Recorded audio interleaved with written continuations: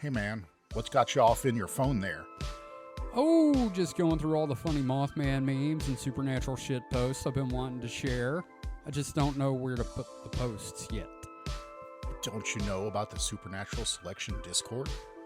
We have a Discord? Yeah, for years, dude. Where have you been? Can people chat with the hosts and get previews of upcoming episodes and generally post funny shit as much as they want with other listeners? I mean, if that's your bag. I mean, personally, I wouldn't do that, but there are even live streaming events for the shows there, too. You've been in a few. How do you not know this stuff? It must have been my doppelganger. How do I get into the Discord? It's easy. Just visit discord.supernaturalselectionpod.com. Now say that 3 times fast. Well, that's perfect. Now I can share 3 terabytes of Hollow Earth memes. Get it? Terabytes. Never mind. Forget I said anything. Just don't do that. You should definitely not visit discord.supernaturalselectionpod.com to join the Discord. We don't want you there. Too late. I'm already posting my alien abduction fan fiction with the general chat. Join the hosts and listeners of Supernatural Selection on the official Discord. Just visit discord.supernaturalselectionpod.com.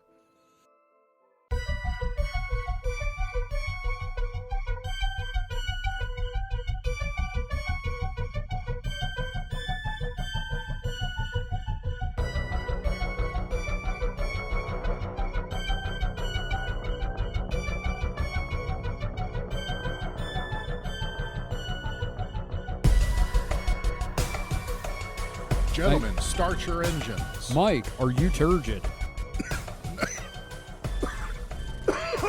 Apparently I'm dying. Wow. I guess you are fucking Time to turgid. hit the bong. Wow. Fun. Had some spit go the wrong direction. That happens. That'll happen. I love this show. Hello and welcome to Supernatural Selection. I'm your host, Kevin. With me this week are Mike the Skeptic. Mike, how you doing? You almost said Moik. Moik? Moik the Skeptic. Hey, Moik, how you doing today? I'm doing fine. Yeah? Not dying at all. Okay. That's good. Not ominous at all. Nope. In no way are you a dead man. And we've got Mr. David Davis. David, how are you?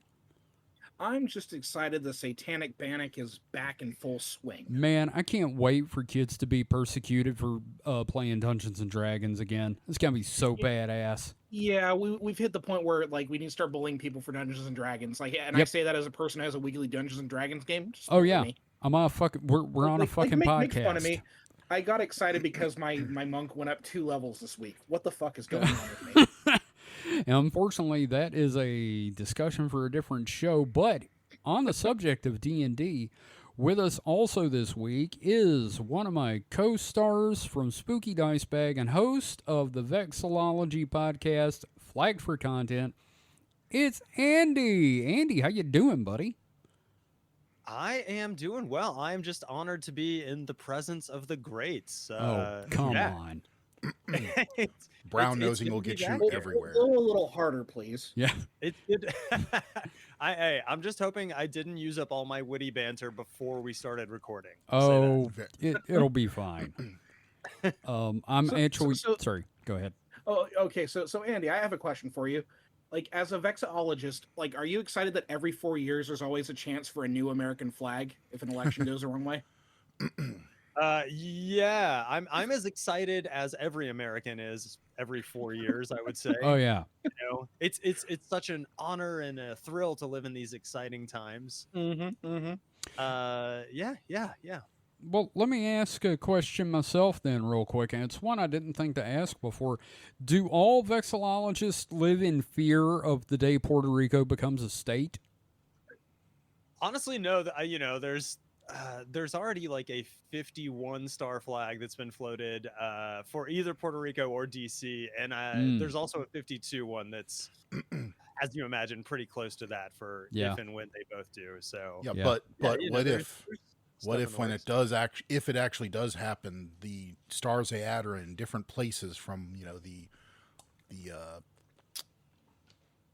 concept that people have been designing. Just like the line. Yeah, it's like they decide, oh, they're going to make the stars into the shape of a wombat or something. I don't know. Here's an idea. How about just the number 50 whatever made of stars? Just a number. Some of the earlier, some of the kind of like middle ones were like that. Yeah. Or at least some of the concepts.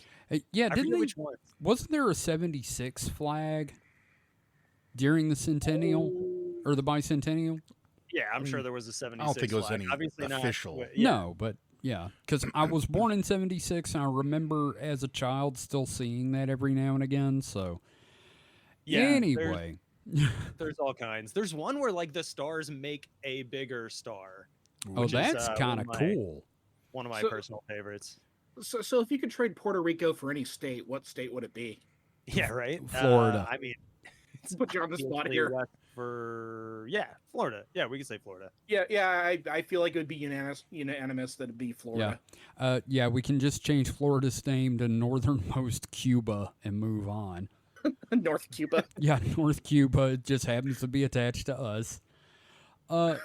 So Andy, I'm always glad to have you on. We need to do this more often. I agree. How's the podcast going, by the way? It's going well. I took like a, kind of brief hiatus, just mental health and like planning a wedding and just a lot of stuff. Oh man, your wedding? No, I'm not Congrats. a wedding planner as my, I don't moonlight as that, but just a lot going on. But we've had some big guests lately, and I'm also on the planning committee for the whole like big, like our flag version of what you guys do, like our con. Okay. Much smaller. Hey, that's as you can imagine than what y'all go to in Atlanta, but yeah. I'm on the committee to do that, and so I'm stretched pretty thin, but the show goes on. I'd love to have like either the two of you that have already been on, or Mike, if you can swing it into your schedule as well. Would love to have the three of y'all on sometime too. Oh yeah, that'd be great. This around, but talk more about flags, which for the last 6 minutes, from what I can tell, is about what we've done. So yeah.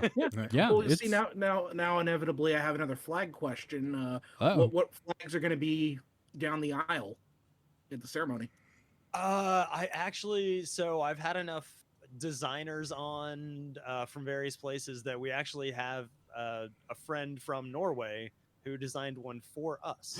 Oh, that's awesome. I wouldn't have, it wasn't even an idea that I had that was, planted in my head, as it were. But he made one for himself and his wife when they got married, I think 3 or 4 years ago. And he was like, yeah, every family should, every family that cares enough to have to be into flags, I guess, should have one. And, he found out we were engaged, and he was like, I need to make you a flag. Let's hop on Zoom. So we did that. He was like, what's important to you? These things, blah, blah, blah. So the way it ended up working out, there's like a kind of like a 2D version of like a D20, like, it's basically like a hex. Yeah. And then there is a kind of like her name first and last starts with a K. So there's a pretty clear, it's hard to describe like on a podcast. Like there's a pretty clear like K element to it.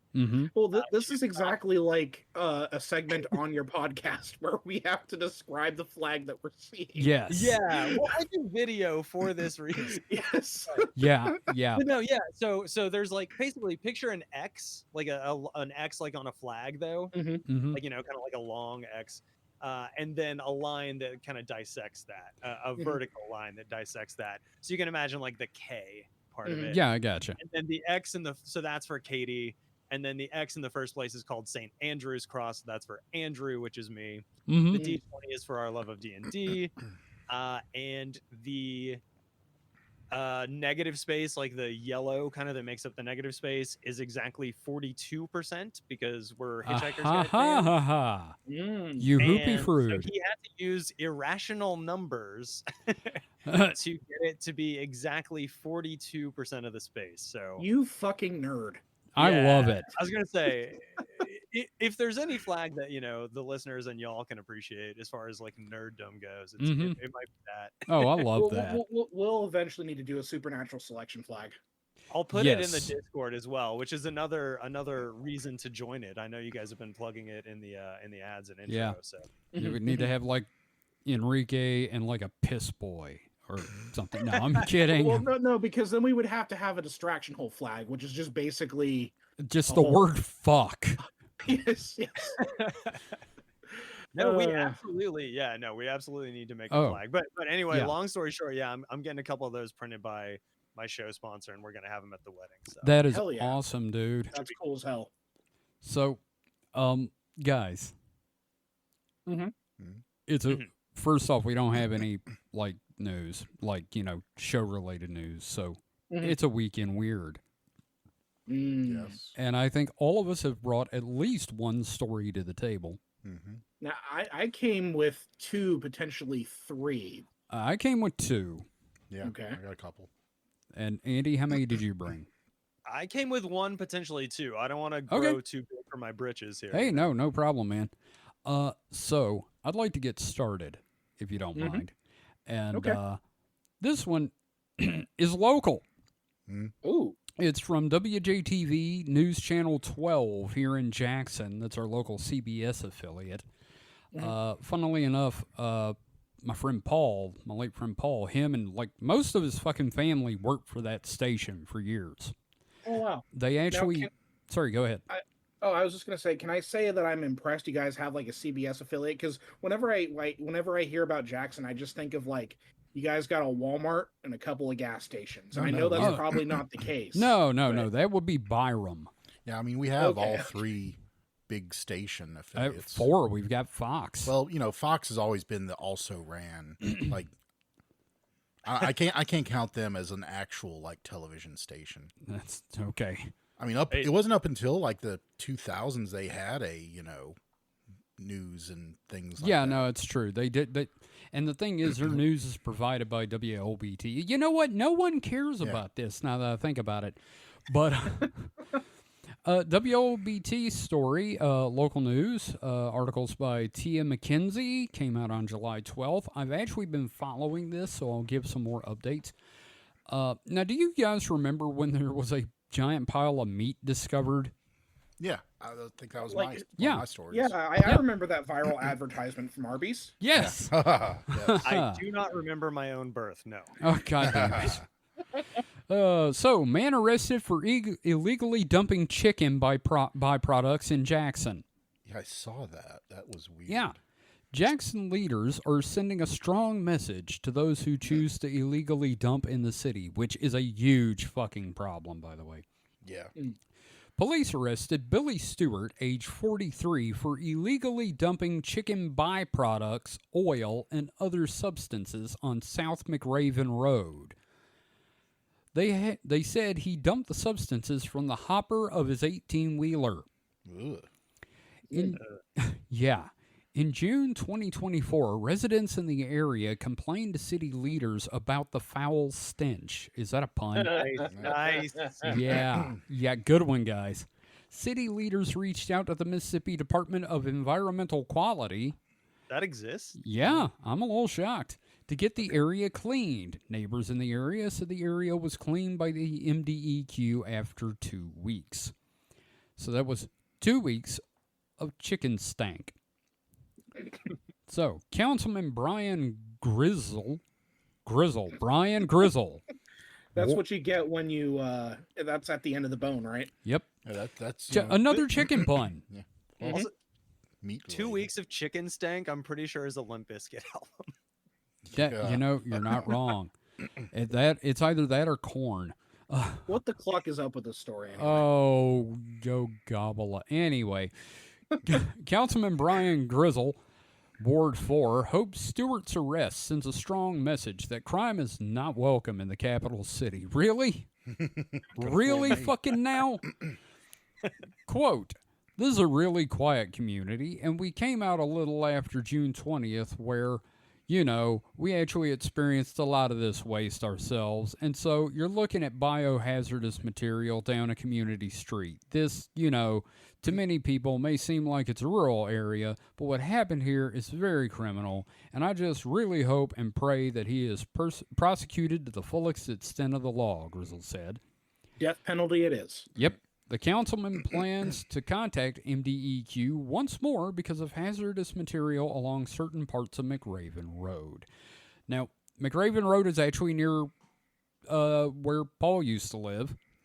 And this has been interesting. This dude repeatedly was driving through and just opening the sluice gates on his truck and dumping chicken bits and stuff. He's a nickname like the Chicken Plopper or something.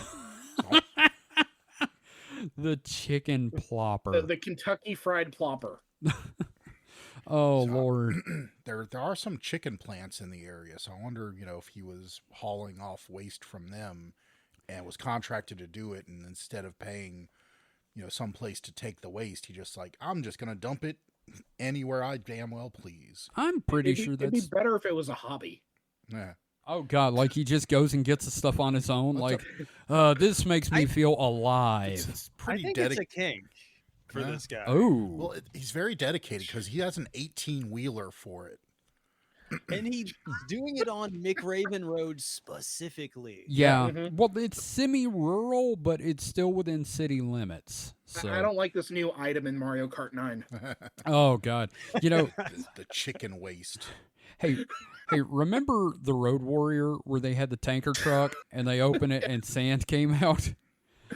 Okay, just imagine chicken byproducts. Oh, God. Yeah. Pink juice. Oh, man. Pink juice.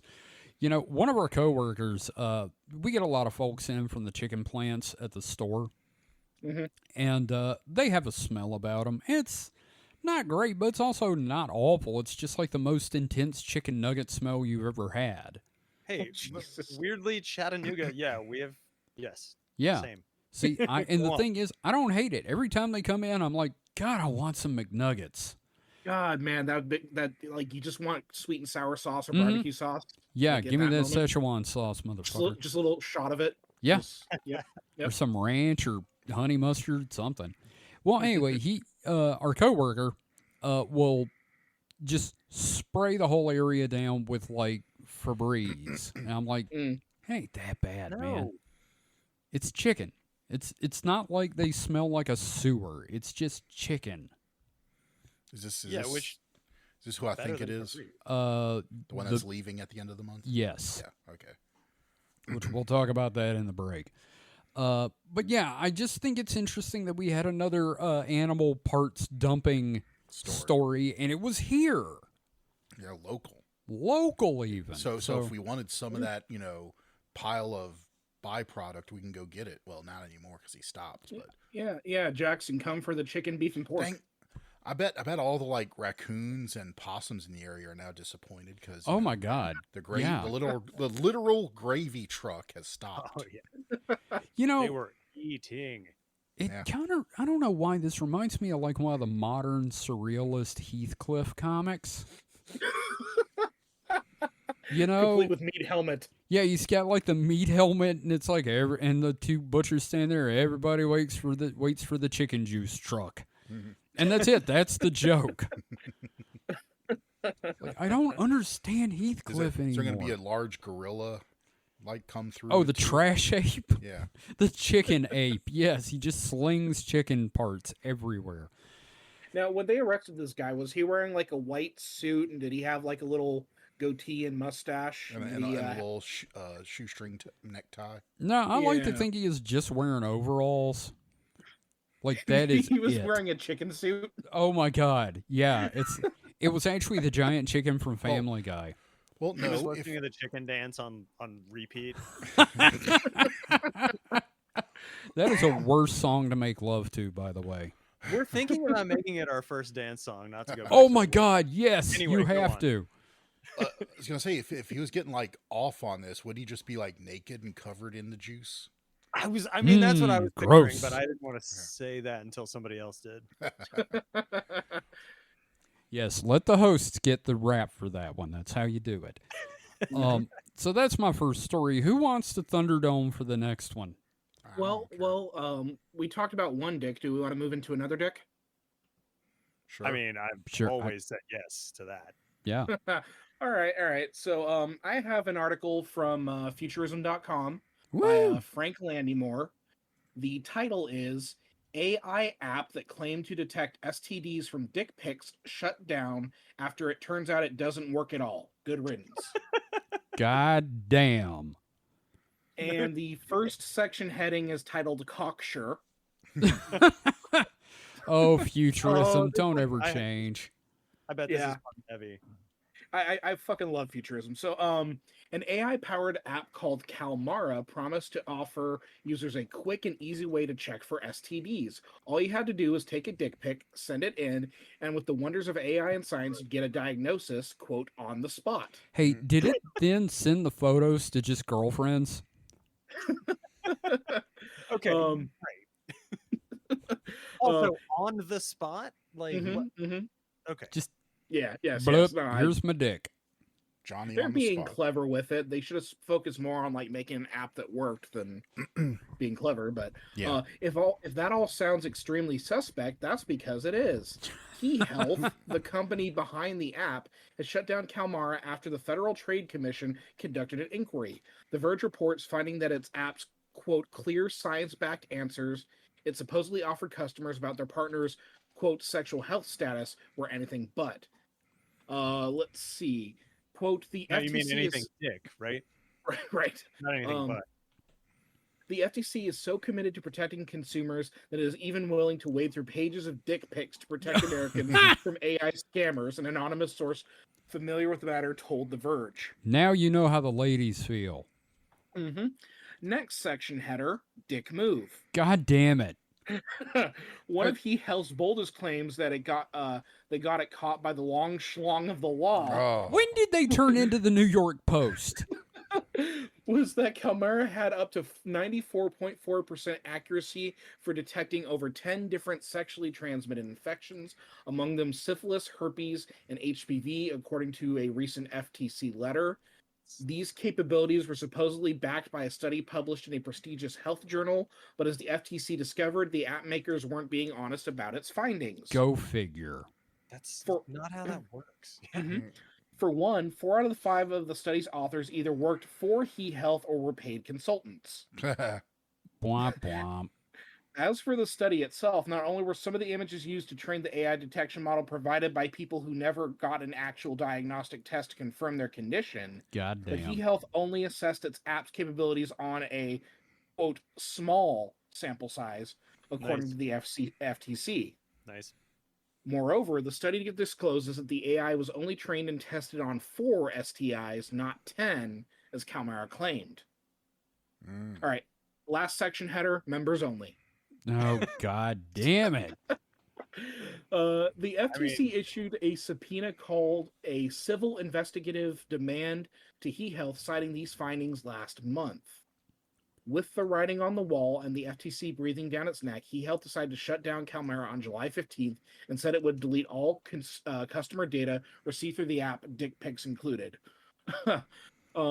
It's been a long time coming. Oh. Oh, fuck. As the Even app sub- Oh. Yeah, go ahead, Eddie. I'm No, sorry. I was just gonna say, even subpoena made me laugh earlier. Oh, God. As the app's shortcomings were clear before the FTC got involved. Whatever glowing press it got in the early year was soon met with a deluge of damning reporting. Among them, an April investigation by the Los Angeles Times found that the app couldn't reliably distinguish between real penises and phallic objects, including a penis-shaped cake. It also found that Calmara struggled to identify explicit images of STIs and textbooks. Jesus. With such a dubious track record, other facets of the app's marketing, like calling it, quote, your intimate bestie for unprotected sex, Oh, Oh, God. are That's even more distressing. Yes. For so many reasons. As The Verge notes, He Health tried to sell the app to women as a way to check their dates, which is a consent nightmare waiting to happen. Oh. no Yeah. shit. Here's no the thing. doubt. Oh, yeah, go for it. Yeah. I was just going to say, if you're on a date and the dude takes his pants off and his dick looks like an old potato, you know, with gross and shit on it, maybe you don't need the app. No doubt that one of the reasons eHealth got away with it for so long as it did was by pinning its app's capabilities on the nebulous powers of an AI model, a good Of course. example as any that we're in the age of AI quackery. Mm-hmm. So, yeah, Calmara is shut down, but eHealth is still active. But, I'm sure. it's going to be like this, I think, for the rest of the time we do this show, that, like, I'm always Oh, going to have at least one AI article. Oh yeah. Great. You do AI. Mike handles mushrooms. Ugh.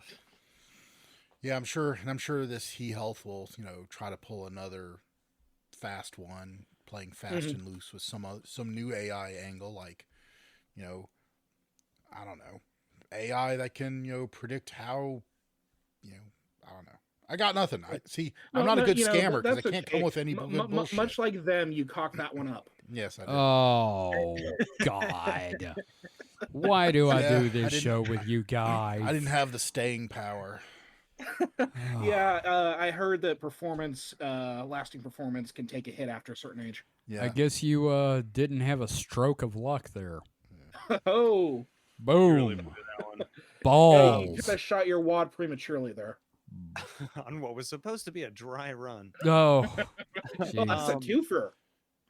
I was gonna say, are we sure that it's he health and not like he health? Every time you said Like, is the entire thing just a fucking joke? Elf. every time you said he health, I was expecting it to be he haw, and it would involve Buck Owens and Roy Clark. So yeah, AI and Cox. There you go. Fantastic. It's All I the have- perfect week in weird story. All I have to say to eHealth is, if you want dick pics, just create a female profile on any dating app. That's all you need for dick pic. You don't have to come up with some crazy AI angle. Oh God. Yeah, I feel like Right. you're training the model for sure, but like I think the thing that bothers me most about this is the fact that like marketing the app to women to check their dates. Oh no, Like- that's Oh, gross as that's hell. gross. Because Yeah, like I mean, Ask AI, them to see their dicks. well, It's like not only I that, don't know but what the AI. point- like if the dude sends you a dick pic like out of pocket, you know what I mean? Yeah. Like they're gonna like women get dick pics all the time. Yep. That's what I was So like yeah. Like so like I can't be like too upset because like the guy who sends the dick pic like he's there's this like weird kind of ambiguity about all of it that's uncomfortable. I'm just saying, AI is not ready for mission critical decisions. Like, you do not rely on AI for life or death or, health and safety decision making. You don't go to Bing AI and type in, "Does this smell like almonds?" no. Just saying. Well, that was awful. God I damn. think you meant I've been thinking delightful. about that for way longer than I should. What was that, Andy? I just said I'm gonna be thinking about that Oh, yeah. for way longer than I should. Like, cause Yeah. like, how would it know? Like, all right, I understand. Like, it would see like crabs or genital herpes. Like Yeah, something anything that's that's- visible. Yeah. Anything that But- would but produce sores. Anything below the surface, like you're not gonna. It's not going to know fucking AIDS from a dick pic. Yeah. I don't know if that it's was not one of the gonna things know it claimed, the ones but- that are the most serious. Yeah. Hey, do you think you could identify it if you like had a picture of your dick and had like an actual crab sitting on your erect dick? Would it classify that as crabs? No, it's just It- crab. That's just one. I'm gonna tell people, hey, do you have Yeah. any STDs? Yeah, I have crab. Singular. Well, I call nothing him to worry Carl. about. I call Yep. him Pinchy. Yeah, it's okay. You can work around him. I promise. He's very, very accommodating. Give him a fish head and he's golden. Oh my God, He'll leave you alone. Krabby the genital crab. I say name him Carl. Oh, Carl. Oh God, that was.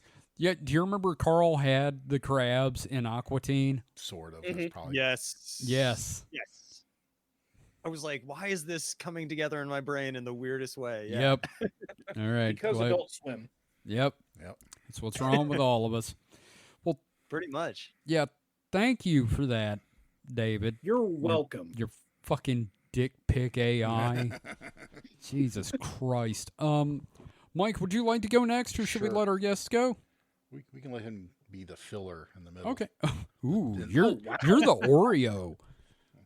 Hey, I'll take, whatever scraps are handed to me here. Okay. So, So Mike, I have something that finally vindicates me. I don't know about that. You haven't heard the story yet. Here it is. Oh. It's don't worry about the source. The source might be the Guardian, but whatever. Don't just ignore that. Okay.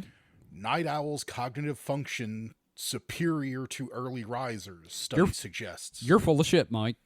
No, hell It's yeah. It's Hell on the yeah. page right here. Research on 26,000 people found that those who stay up late scored better on intelligence, reasoning, and memory tests. Hell yeah. The idea that night owls who don't go to bed until the early hours struggle to get anything done during the day may have to be revised. Well, I mean, I do struggle, but that's just because I'm fucking tired. Mhm. Turns out Yeah, that Because you go to bed so late. yeah, No, it's because the world is arranged around an arbitrary schedule determined by capitalism when we should just be able to operate whenever our bodies feel like. exactly. Turns out I that mean- staying up late could be good for our brain power. I don't know why I can't read this very well. Because you Well, stayed I'm up so reading, late. I'm reading a man. story and I'm showing my ass here because I can't read it good. It didn't say anything about reading prowess, did it? I was just saying that my mom finds you to be her favorite, and I wonder if she's going to be revising that after this. I dumb.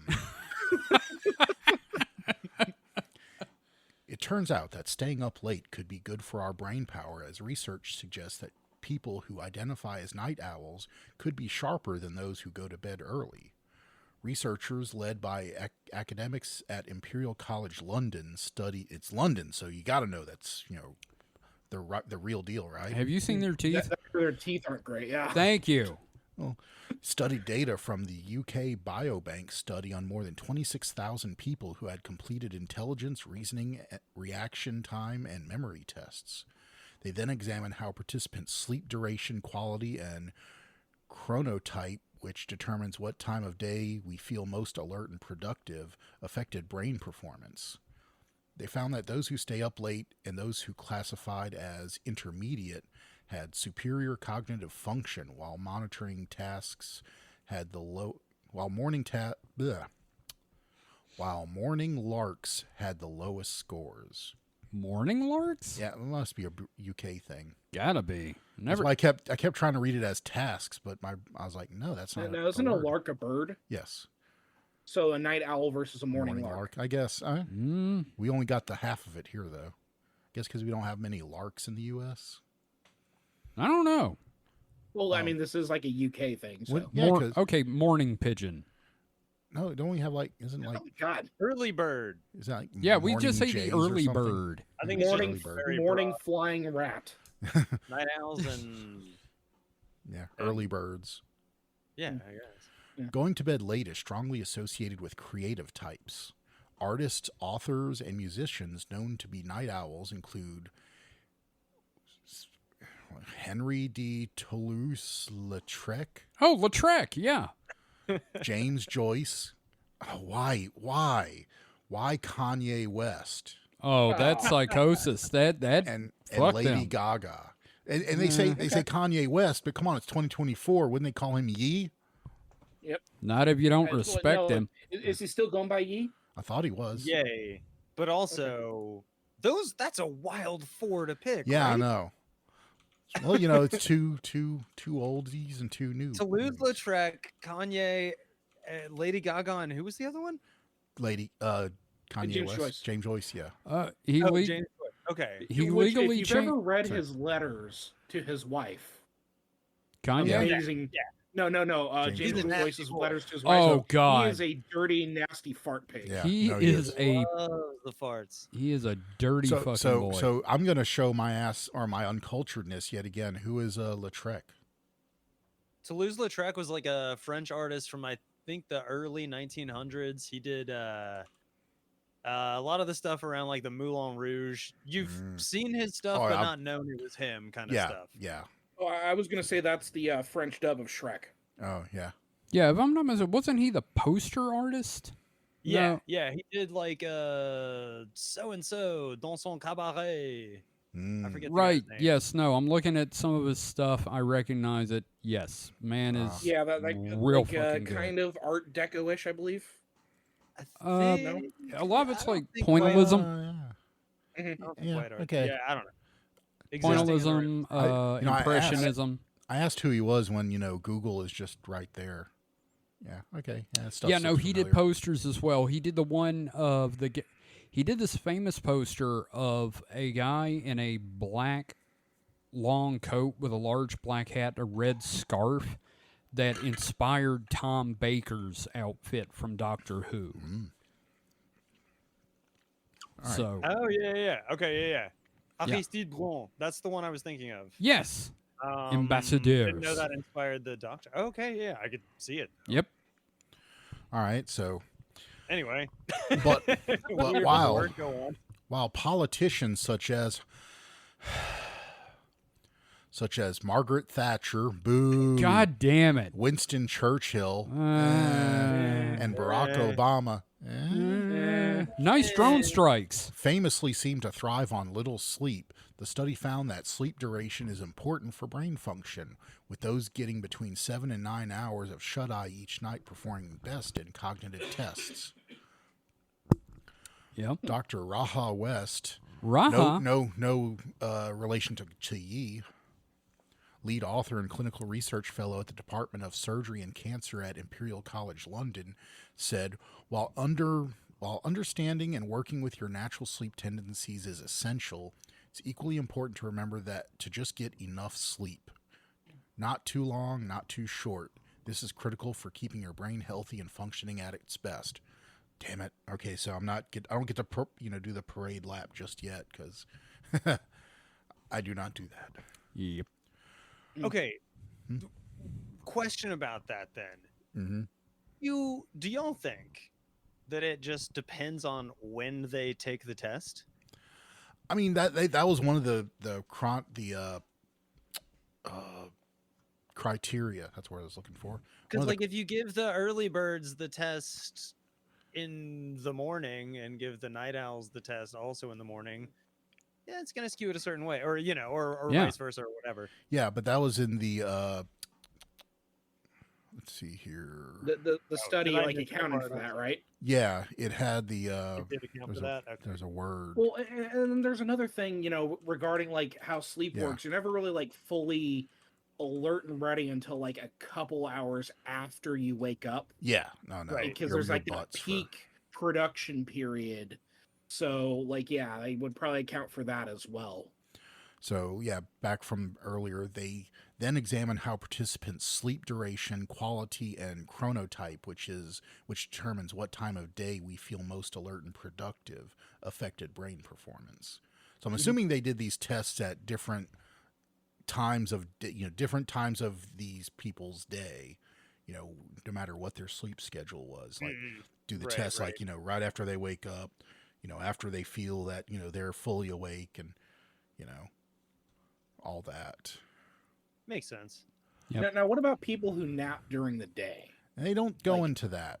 So Yeah. they What that's is their up next with step. it? They need to start nap studies. They need to actually like do a study on like people who have that siesta, like that midday nap, or even like the industrial, like you fall asleep at 6, you wake up at 9, Oh, the you go back to bed at like 1 in Siesta? the morning. no the what's that called? The interrupted sleep or the Yeah, Oh, there's the, a, interrupted the sleep. second sleep thing. yeah the Yeah. it's like Yeah. something like there's some term for it. I can't remember. I know what you Yeah, mean, yeah. but yeah. But yeah, Bifurcated like sleep or something like that. Yeah, Yeah, bifurcated. industrial. That's kind of Pre-capitalism. Well, you know, when Yeah. you didn't have light, so you had to basically sleep during the dark hours. Well, I mean, wasn't it said that like Charles Dickens did most of his writing during between the first and second sleep? yeah. Which wouldn't be surprising. And, you know, it's not like you didn't have any light. It's just you're trying to conserve it. So, Yep. you know, you don't want to be, I Like, guess, burning the midnight oil all the time. Like, how do you guys sleep? Like, do you Poorly a lot of times. How do you Yeah. fucking sleep with after all you've done? exactly? How dare you? How fucking dare I? I hope you So- suffer from waking nightmares. Well, Most of my, since my job most days I don't go in till like 2 p.m. Mhm. I generally try to be in bed by like 4 in the morning. Mhm. Sometimes it's later, sometimes it's earlier. Like Yeah. the one day I do have to go in at 10, I try to get in bed like about 1 or 2. But Yeah. you know, I'm really trying to get that at least 8 hours. Although I think my body is more fond of 9 hours. Mm. And, you know, mm. So how fucked is your sleep schedule, Kevin? Not that bad I actually. think his sleep schedule is fine. It's his quality of sleep. Yeah, That's the and I problem. mean, part of the problem is cats. Mm, Yeah. If I shut the now, door, You the cannot cats. stop watching that musical. yes. Yeah, I swear, man, Just I keep- can't help it. Keep He seeing just the wakes little up at little 3 CG buttholes. every morning. Yep. Yeah. Jellicle cats, man. Shanks is a railroad cat. Yeah. Now, Andy, what about you? How do you sleep at night? You son of a bitch. I know. All the flags I've burned. I tell you. No, I think I inadvertently do that two sleep thing, but not Mhm. like the correct way. I usually fall asleep on the couch probably around like midnight or so. Wake up around 2, realize, oh shit, I need to go to bed, like bed. Then actually go to bed, wake up around 8 inadvertently, just kind of natural alarm type thing, and then Yeah. Yeah. may or may not go right into work. I have the luxury of working from home, so you know. Yeah, I'm cursed. I'm cursed to work at home right now, so like my sleep schedule's all fucked up because like I'm doing that 2-session sleep thing. Lately I've been going to bed around like 3 or 4 in the morning. Waking up at about 7:30 or 8, and then around like 1 or 2, I usually take like a couple hours nap, and that's just how it's been for a little bit. Yeah. Just because like I don't have like a place that I have to go to, Right. which I realize I need desperately. I'm going crazy. I've had to find some. Yeah. Yeah. Yeah. I mean, purpose is a real driving thing, you know. Mm-hmm. Mm-hmm. But no, I sleep fine. Usually, sometimes. As your voice raises a little bit at the end there to A show little bit. uncertainty. So I guess I should. fine. I guess I should also say I've always been this way. Like, Mhm. I don't like. I've always thought of my my sleeping and waking cycle as Newtonian, in that Mhm. Mike will be asleep or awake unless enacted upon by an equal and opposite force. So usually that's work, Mhm. and usually the going to bed is, oh shit, I'm only gonna get 6 hours of sleep if I go to bed now. I better go to bed now. Yeah. Yep.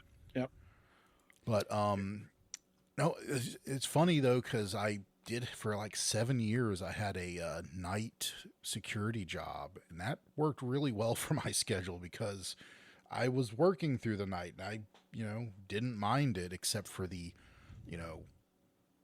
isolation sucked, and Mhm. it didn't pay that well. So Tell them I where had you to- were a security guard at. Well, so at first I was at some buildings downtown, just office buildings. Yeah. Sorry, I was. Well, I I was was there thinking for of. I was thinking of the zoo. I know, but that was the longest part because I was there for 7 years. Yeah. With that Mhm. company, in various buildings. But yeah, for a short while I was at the local zoo as overnight security. And let me tell you, when you're walking through, and we couldn't use flashlights that much because didn't want to disturb the animals. when you're walking through the dark and the kookaburras right next to you start, all of a sudden going ham, or the lemurs, that will fuck you up. Now, the This sounds kookaburra- like the plot of like one of the like 90s Goosebumps or like Are You Afraid of the Dark shows or something. Yeah. like Now, the kookaburra is the one that's like, ooh, ah, ah, ah. Yeah. Yeah. Yeah, the typical jungle sound. Mm-hmm. And the lemurs were just like screaming little Yep. assholes. Screaming Lemurs is a good punk band name. Yeah. There you go. Yeah. So, I mean, the article pretty much goes on for a little bit, but that was the gist of it. Yeah. Yeah. Well, that's cool. Yeah. Yeah, no, I mean, I appreciate think it. you're wrong, but sure. I'm good because I'm smart and things. I'm also kind of tired, so. Can't argue with that. He poops a lot and he gets tired. Don't we all? No comment. That's a Beavis and Way to Butthead put him on reference. ass blast there. Ass blast. God dang it. Kevin just airing out all my dirty laundry. Well, you shouldn't fart in them so much. Anyway. So, So it's mine, right? yes, Andy, what have you got So for us? Speaking of poo, I just wanted to get this Oh, God damn it. very, very clean or messy, if you want to, segue in here. Yeah, I guess let's start with the title of this. Arizona's Pooseum teaches science using fossilized feces. God, can you imagine how bad that place smells during the summer? Yeah. Yes. The Pooseum. Arizona, yeah, you gotta imagine. this And is it's a pretty- dry heat. It is a dry heat, So they got that going for them. But anyway, this is in Williams, Arizona, and this is from the AP, so this is legit. As This is, legit as news is going to So, get. so this Associated poop. would you say this is the shit? I would Oh. say this is the shit. Yes, I would. I would also say, it may be one of my last chances to read a free and open press in the U.S., so I'm gonna fucking do it. Yeah, let's good. Hang on, Anyway, where's that gun? back to the poop news. So it starts, one way to help tell how a Tyrannosaurus Rex digested food is to look at its poop, obviously. Mhm. Bone fragments and a piece of fossilized excrement at a new museum in northern Arizona, aptly called the Pooseum, God damn it. are among the tinier bits of evidence that indicate T-Rex wasn't much of a chewer, but rather swallowed whole chunks of prey. Also, really quick note, how do you guys think Pooseum is spelled?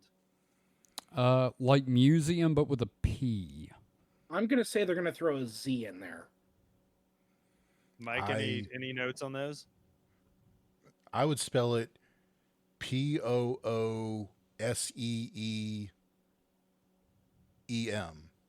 Now is that poo with two O's Poo, or Poo, two O's and an poo, eight? as in poo, see 'em. Ah. Oh. Hard to say, but I think David was the closest. Or maybe exactly on. It's Poozeum.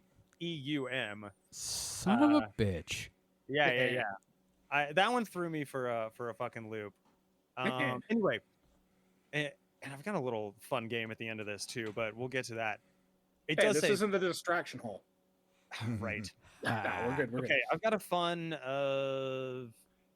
Thing. good. No, it's a game. We'll allow something It's it. cool. serious. I've got It's something cool. serious at the end of this. The sample is one of more than 7,000 on display at the museum that opened in May in Williams, the town known for its Wild West shows along Route 66. I don't know what that was. Route 66, wildlife attractions, and a railway to Grand Canyon National Park. Hey, So they were already known for their horse shit, and they're like, okay, might as well add some more. here's a quick question though. If it's known for Wild West shows, wouldn't it be Rootin' Tootin' 66? Oh, You- Jesus Christ. I've got such a big grin. What are you smiling for? I made a bad joke. No, I could hear it. It's an audible grin. It's an It audible was. grin. It really was. It's Yeah. like it's a shit-eating grin. It is Oh my just God. for this article. Fuck, where was I? The Pooseum sign, because all these road sign attractions have to have one. Oh yeah. The Pooseum sign features a bright green T-Rex cartoon character sitting on a toilet to grab attention from the buzzing neon lights and muffled 1950s music emanating from other businesses. Jesus. So there's already buzzing neon lights, and they have to stand out from all that with their T-Rex sitting on a toilet. I am looking at the logo, and he's got Animu eyes. No, here's the problem. It would just make more sense to do a giant poop emoji. Right. Yeah. I mean, What the fuck are we doing here, people? Hire me. Y'all, their slogan is #1 for fossilized, #2. Go ahead and link that story in the Week in Weird Talk so I could take a look at it, because I want to see this logo. Kevin. The one I'm reading? I'll send you a link to the logo. I was going to say the one I'm reading doesn't have the logo. Okay. Oh, okay. Elsewhere, yeah. Well, David, I'm going to post it in the shared chat with you, me, and Andy. Oh, cool. Yeah. It's just a link to the Pooseum website. You can click on it and see the logo. Okay. Oh, that's cute. Yeah, I don't like that they gave him anime. If they sold that as a patch, I would buy it. Mike, would you buy the Pooseum patch? I don't know. I can't see it. Okay, hang on. I'm gonna post that in host chat. Andy, go ahead with the rest of the article. Sorry. Sorry, it's a longer one. I'm gonna No, get it's cool, to man. the highlights, the streaks of the good, Jesus, as it were. Oh.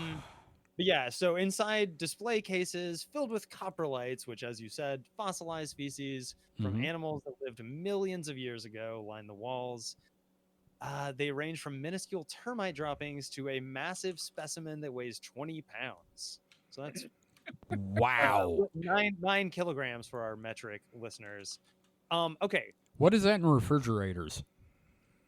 That's a tough one. And like a freezer turkey.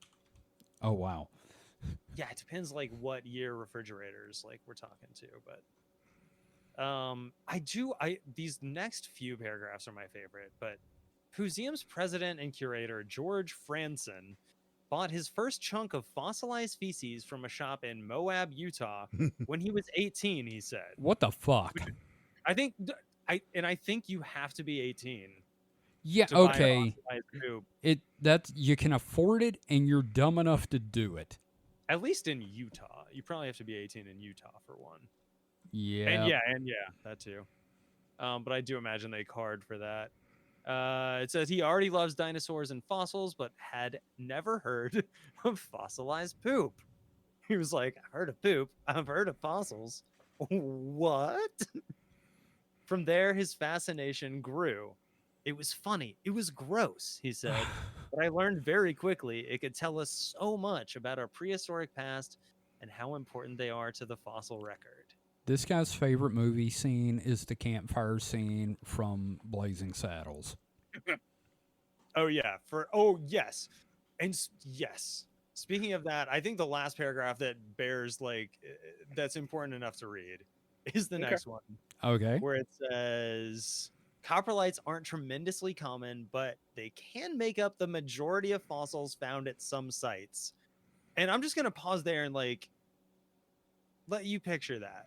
What do you think that means? Dinosaur they toilet. The majority of fossils at some sites, which it means some sites are giant shitholes. Yep. It means it is a very shitty site. Mm-hmm.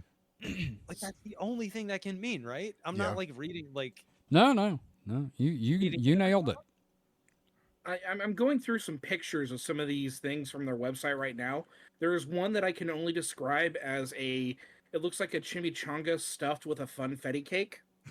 What the fuck? So yeah, that comes from they have below what you linked, Kevin. They have their sections, like their different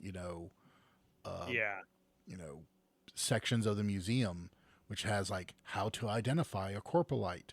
Largest corpulite in the world. I'm looking at that. Barnum, the T-Rex dinosaur poop. Jesus Christ, they named it Barnum. Oh yeah, these are choice. Corpulites with inclusions. I like the one that's a medley. Yeah. There is one that looks like it's been dipped in another turd. That's fascinating to me. Corpulites with teeth. You pay extra for that. What the?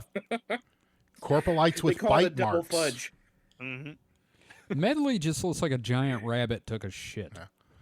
But they have a whole section of fossilized turds that have something has eaten some of it because they have bite marks on it. That was probably a mammal. Yeah. This Our one has ancestors. raspberry filling. Also, coprolites from Wyoming, from South Carolina, from Florida, and from Morocco. The one I from like to think Florida. that the ones with bite marks Florida. are the founder, like the owner. Yeah. Yeah, Florida's the one with the funfetti cake mix, the one that looks like it's been Yes. dipped in chocolate. Uh-huh. And there's one that looks like a dildo. All of these look like something Ashens would balk at eating in one of his videos. Just gonna say that if you know who Stuart Ashen is, then yeah. You know what the funny thing is about all these turds? Is these are all like 65 million years old, and yet they still have corn in them, and corn didn't evolve until 9,000 years ago. I like that joke. That was a good one. Thank you. How long were you sitting on that one? About halfway through the article. Yeah. It was turtle heading the whole time, and you finally Yep. let it loose. Oh, let had a that wee turtle head poking That out. one had to brew for a little while. Yep. I mean, you knocked it out of the park. That was an upper decker. Oh man. All right. So just to close that one out, I did want to say I have come up with some alternate names for the museum. I do have to interject here. Sure. I think you, instead of closing out, I think you mean pinching it off. Yes. Nice. That is exactly what I meant. That is exactly what I meant. To pinch it off here, we're gonna edit that so that I said it the first time. To pinch it Sure off we here. No, I did think of some fun alternate names for the museum. Obviously, you guys feel free to think of your own, but Okay. I've got a few written down here. And I'll go ahead and start us off. Instead of museum, I've got Museum. I get Gotta it. be black on that one. All right, I've got Diarrhea Emporium. Okay. Yeah. Okay. Very easy to entertain. Yeah. I've got the Shittish Museum of History. Oh God. All right, how does this one tickle you? The Pouvre. Oh, fancy. All right, what about the Shitsonian? Also good. The Pouze d'Orsay? And the Metropolitan Museum of Fart. See, this is why you have more Ricky Shits awards than I do. Thing is, I was workshopping in my mind the Metropolitan riff. Right I like that he said it. comes on with a bit planned out. Yep. Yeah, he did beat me. I didn't have the of fart there, Yep. so I only had the Metropolitan Museum. See, the only one I've come up with so far is the Shitnasium. Yeah. Shitnasium, totally. Yeah. I was going to say the That's on the Historical list. Society. See? But The house that Shat built. William Shatner shows up. I don't understand. You just call it the shit house. Yep. the American Museum of Modern Fart. Would you build the Pooh Museum out of brick so it could be a brick shit house? Yes. I of think you would course. have to. Yeah, I think that's like a rule. I think so. If we build a poop museum, which ours is going to be way less educational than theirs. Yeah. It'll also be wolf proof. I shouldn't laugh at that. That's terrible. I should be damning you. Jesus. Oh, God. Andy, thank you for that story. That was actually a lot of fun, as opposed to the crap we've been throwing out. Thank you for the crap, as opposed to our crap. So, New and exciting crap. yes, the fun crap. So, guys, we're going to take a quick break. We'll have our second segments after that. David, have we got X this week? No, I think with a guest, I think we're good. That's fine. All right. Well, Yeah. that being said, we will be right back after this.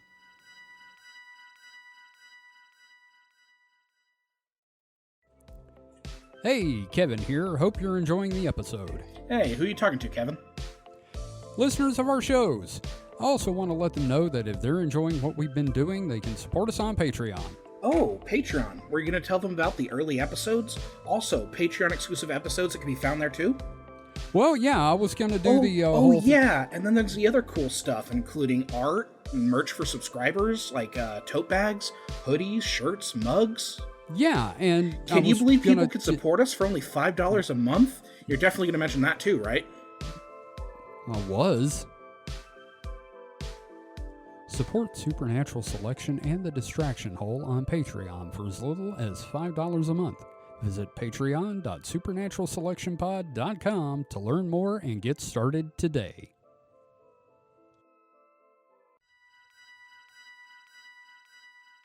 And we're back. Man, that last segment was the shit. Oh, God. You know, I'm going to have to take a dump before we're done, all right? You know that. Oh, boy. So, everybody have a good break there? Mm-hmm. Awesome. Everybody got their second stories ready there? Yep. Yeah, I got number 2 on deck. So, my God, you are just full of beans. Mike, you got your next story ready too? For now. Yeah. Cool. All right. So, my second story here is from The Sun, U.S. edition this time. Mm-hmm. And this article is by Olivia Alhusen, foreign news reporter. Came out July 8th, 2024. Article title, I found this very interesting. Saucer wreck. Lead Roswell investigator revealed second UFO crash site with alien found, quote, still breathing, his grandson says, 77 years on. Now, do you remember when we did Kevin Does Roswell? And I talked about Jesse Marcel, and I talked about Jesse Marcel's son? Yeah. Well, now they're both dead, and Jesse Marcel III is involved. So this is a literal third-hand source. Yes. So, article begins. 77 years after the incident that sparked wild alien conspiracies around the world, Jesse Marcel spoke to The Sun about what his grandfather found in the New Mexico desert. There's a photo of Marcel holding up the tinfoil with that look that says, "You kidding, right?" All right, and there's a great picture of him holding the younger Marcel holding a replica of one of the I-beams. Mm-hmm. So, yeah. Let's see here. Jesse Marcel Sr. was the first military officer tasked with investigating the 1947 Roswell incident where, quote, flying disc debris was found near a New Mexico ranch. But after Marcel retired, he revealed to a ufologist, which that was Stanton Friedman, by the way, revealed to a ufologist that he believed the parts discovered were extraterrestrial. He is also believed to have stopped on the way to an army base to show his son, Jesse Marcel II, the bizarre materials, telling the youngster they were pieces of a flying saucer. Rumors spread like wildfires, yeah. Rumors spread like wildfire after the U.S. Army Air Forces made a U-turn on a press release a day later, claiming the wreckage was merely a crashed weather balloon. Decades on, some people have still argued that the balloon crash was a cover-up and are demanding answers from the U.S. government. Marcel, who worked as a TV repairman in his final years, died in June 1986, but revealed what appears to be top-secret information about the crash. His grandson has dropped bombshell claims which add another tantalizing twist to the tale. I'm just going to say, you guys remember I told you there are arguments that there were up to like 7 crashed discs on that ranch? Yeah, it was a real massacre. Oh, yeah, man. And they can't drive worth a shit, dude. Right. So, speaking to The Sun, his grandson, also Jesse Marcel, says, quote, very credible sources saw the 3 extraterrestrial corpses among the wreckage and even said one was, quote, still breathing at a second crash site. However, the location of the mysterious second crash site is not known. The 57-year-old, that's not a young man, also says he's tracked down a mysterious, quote, beam from the spacecraft more than 50 years after all evidence of Roswell was vacuumed up, which I guess that I-beam is supposed to be the one. I thought it was a recreation from that Area 51 movie they did. Anyway, the bizarre object is said to be, quote, lighter than a feather, but as strong as steel, and could hold the answers to many questions left unanswered about the crash. Jesse said, quote, the way he put it there was a second crash site, which is a bigger part of the ship. He worked with people who investigated the second site. They kind of compartmentalized things in the military. They said that there were alien bodies in the second crash site. There were supposed to be up to 3 bodies. A couple of them died in the crash, but one was still alive. He didn't go to specifics, but just said listen to these people because what they were saying was true. Jesse believes Major Marcel was forced to keep quiet and, quote, threatened several times. He thinks... yeah, sorry. Go ahead. Can I just say how much I love that your your military voice gets somehow more southern? Yeah, no, it's a toned down version of my Phantoms and Monsters voice, which is my natural speaking voice. Right. No, I just love it. Yeah, well, thank you. Please continue. Okay. And enjoying again, throw in if you guys have any questions, comments, thoughts. He thinks this was because the government desperately tried to cover up the top-secret crash and tried to dismiss it as an Army weather balloon. Debris from the collision site suspiciously disappeared soon after Debris from the collision site suspiciously disappeared soon after, leaving no trace. Okay, that's just a weird sentence. No trace was left for scientists to examine or investigate. I think they meant after. Anyway. Yeah, sounds like it might have been a fused sentence. Yep. But now Jesse believes he has made a crucial discovery and has located a piece of debris, which could shed light on what is, quote, ground zero of the modern UFO mystery. He says his lieutenant colonel grandfather even brought the debris home to show his young son, and that under a light, mystery symbols appeared. He said, quote, I'm pretty sure I know where a piece is. There's certain problems with getting to it, but I do believe I know because I followed the breadcrumbs of pieces that went through the hands of people that were involved. Jesse said he is the only person on the planet who knows where the object is and believes it's a, quote, beam as light as a feather, but as strong as steel. Now, stiff as a board. Right, I was gonna say, like, yeah, teenage girls use it to practice rituals and lift each other up. Mm-hmm. Yep. Also, did you say uncle, lieutenant, grandfather, or something? It's like grandfather. So like there's an inherent problem with the premise because he says that he's the only person who knows, but if it's in the collection of someone, then that dude knows. Yeah. And yeah. So I guess that photo is why, fake. why do I feel like this involves storming the Capitol? Oh God. I wish it was storming Area 51 and doing the Naruto run. Yes. That would be much better. He explained how soon after the discovery, the major returned home late at night with some of the wreckage and showed his son. He added, when my father was looking at the debris in the kitchen, he went over to the sink and looked at one of the beams under the little light. He said when you put it at an angle also, and you could see these symbols appear. And it continues on for way longer than I thought it was going to. It's basically just reiterating what has been said before, but as quotes. Yeah, just listen to the Kevin Does Roswell episode. Yeah. Yeah. It's I don't know. It's not. I don't know. Here's the thing, Jesse Marcel. I don't know what I believed with him. His son, I still feel like was kind of suckered into this. Mm-hmm. Like, could you, as an audience stand-in, could you give me like a elevator, like, just brief version of him? Jesse Marcel or his son? Yeah, I don't know. Okay, Jesse Marcel was the first military guy on the scene of the Roswell crash, and he collected all the wreckage, put it in the trunk of his car, drove it to the house, showed his family, then took it to the base, and was the one that told them to do the press release saying we found a UFO. And then they came back and said, it was a weather balloon, you dipshit, and made him pose with what he said was not the same wreckage, and it was actually parts of a weather balloon. Okay. And the guy in your story is the third? Yes. And his son Got it. vehemently defended his father because it was his father.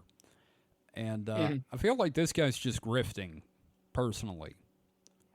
Okay. That's me. I don't know. I don't want to, get us in trouble with slander, but like I don't know how much I believe that. Because we talked about Roswell. I want to get us in trouble. Do you? I'm just gonna be on this, and then I'm just gonna dip. Yeah. Yeah. Okay. Yeah. Okay. You're gonna bail out of the plane. You just hear the logging out sign instantly. Yeah. Yeah. Boom. Yeah. Left the chat. Yeah. So, but like Jesse Marcel, the first, I don't know what I believe about him. I think maybe. I don't know. I really don't know. Like he saw some weird shit. Whether or not it was a UFO, we don't know. Like, could it have been like a secret U.S. test project? You know? It was definitely. He saw something weird. I think it was Mogul. I think it was Project Mogul, the atomic listening balloons. Yeah.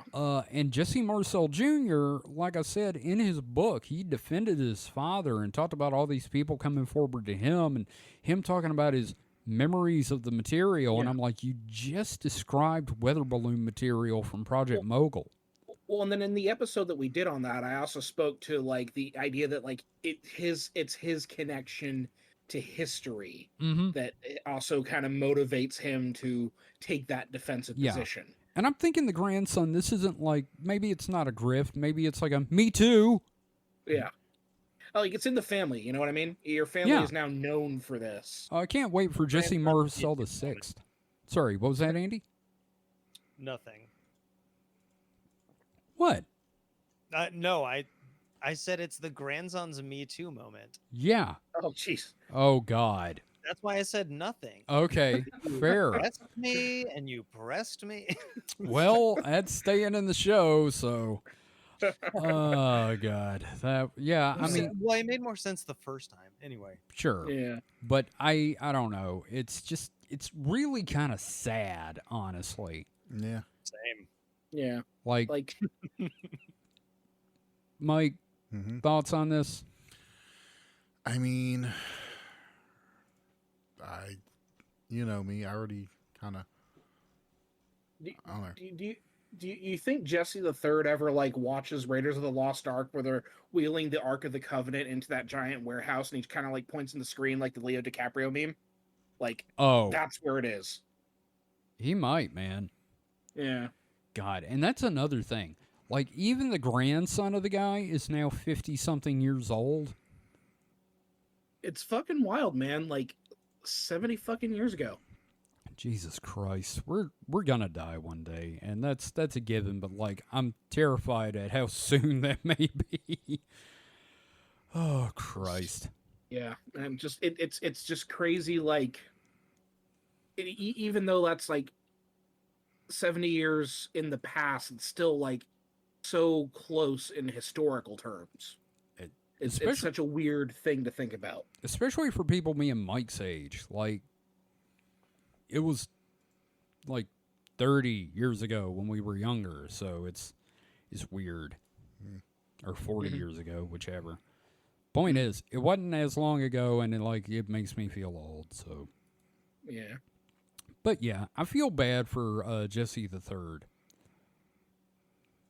I wouldn't say I feel bad because I don't know how he feels about this situation beyond like maybe he's a true believer, and if so, I hope for the best. I honestly kind of hope he is a true believer because that's way more innocent than just throwing your name in there. Yes. Yeah. So. Well, that's my story, and I'm sticking to it. David, what have you got for us? Okay. Got another one from Futurism. This is by Maggie Harrison Dupree. This is another AI story. Oh boy.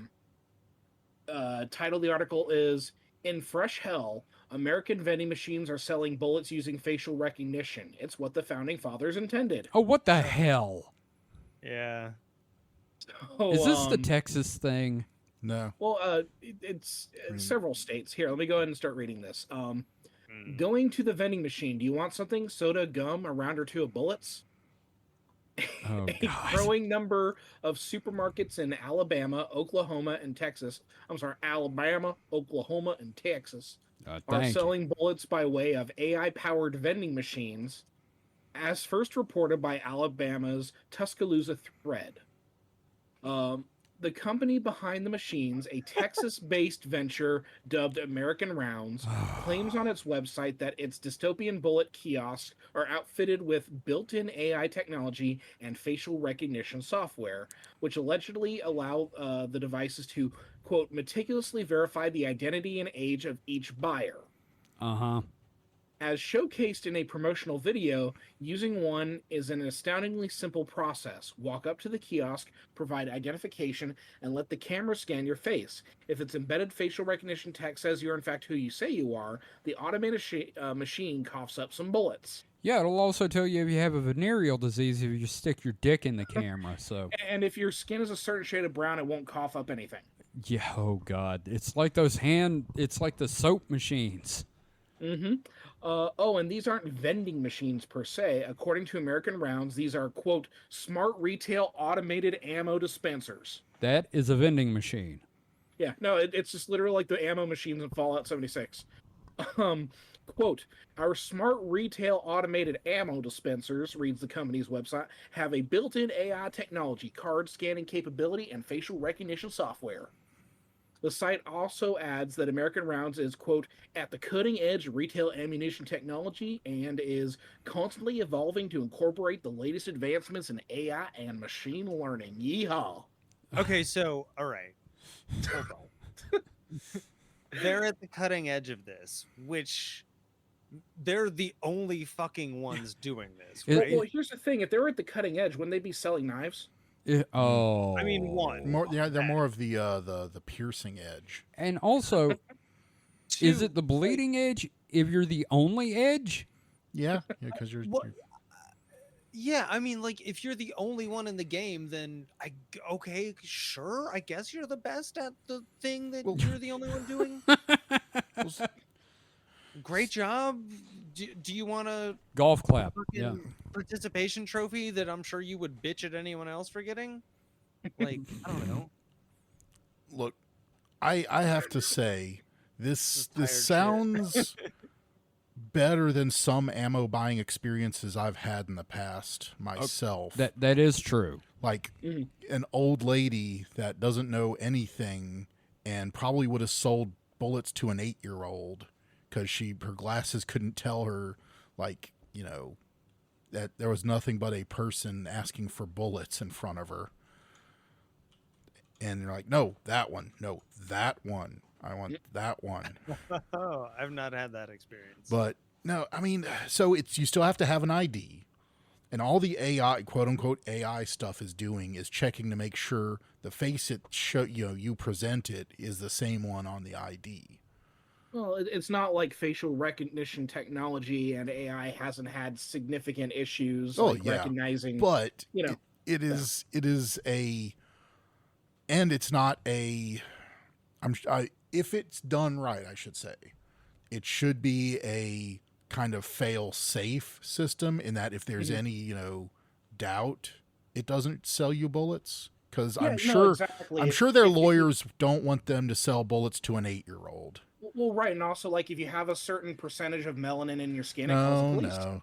I mean, yes, it has had problems with that, but if all it's doing is comparing your ID picture face to what its camera is seeing, that should be a fairly trivial and skin color based, determination there. But Have this they is also gotten coming better at off that? of This is also us coming off a couple episodes ago where we were talking about like the AI chatbot that offered mind-blowing sexual experiences. Well, yeah, because that's a chat bot, and this is a very much more simple. To even call it AI is kind of just riding the wave of AI hype, because it's. I'm sure this is not groundbreaking. I'm sure there are vending machines in other countries that use this exact same tech, like probably alcohol vending machines in Japan probably use something similar. Like Japan gets pizza vending machines and we get fucking bullet farms. What the fuck? But what I'm saying is that they probably just license the technology from Japan, the image, comparison technology from another vending machine company. Because, like I said, this isn't something that should be that new. It's cutting edge because it's edgy and we're selling bullets. But that's fair. I'm sure in other countries where they sell cigarettes out of vending machines, they probably do some age verification that's similar. They used to do that here. Yeah. Oh yeah. I mean, also pizza vending machines are in France. If they're in France, they should be here. No kidding. Well, problem is, I'm sure they're in the higher urban density places. Like pizza and fried chicken vending machines exist, and that they don't exist in America is like the most bizarre. It's criminal. Yeah. Well, I don't know. It's bizarre in the sense that like they're trying to, like Walmart is going toward like having like nobody work there and just like you check out yourself and everything else.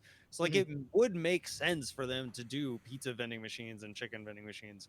So yeah, I agree that it's weird that we're not. Well, here, let me read a little bit more of this article. But no, Mike, I do appreciate you.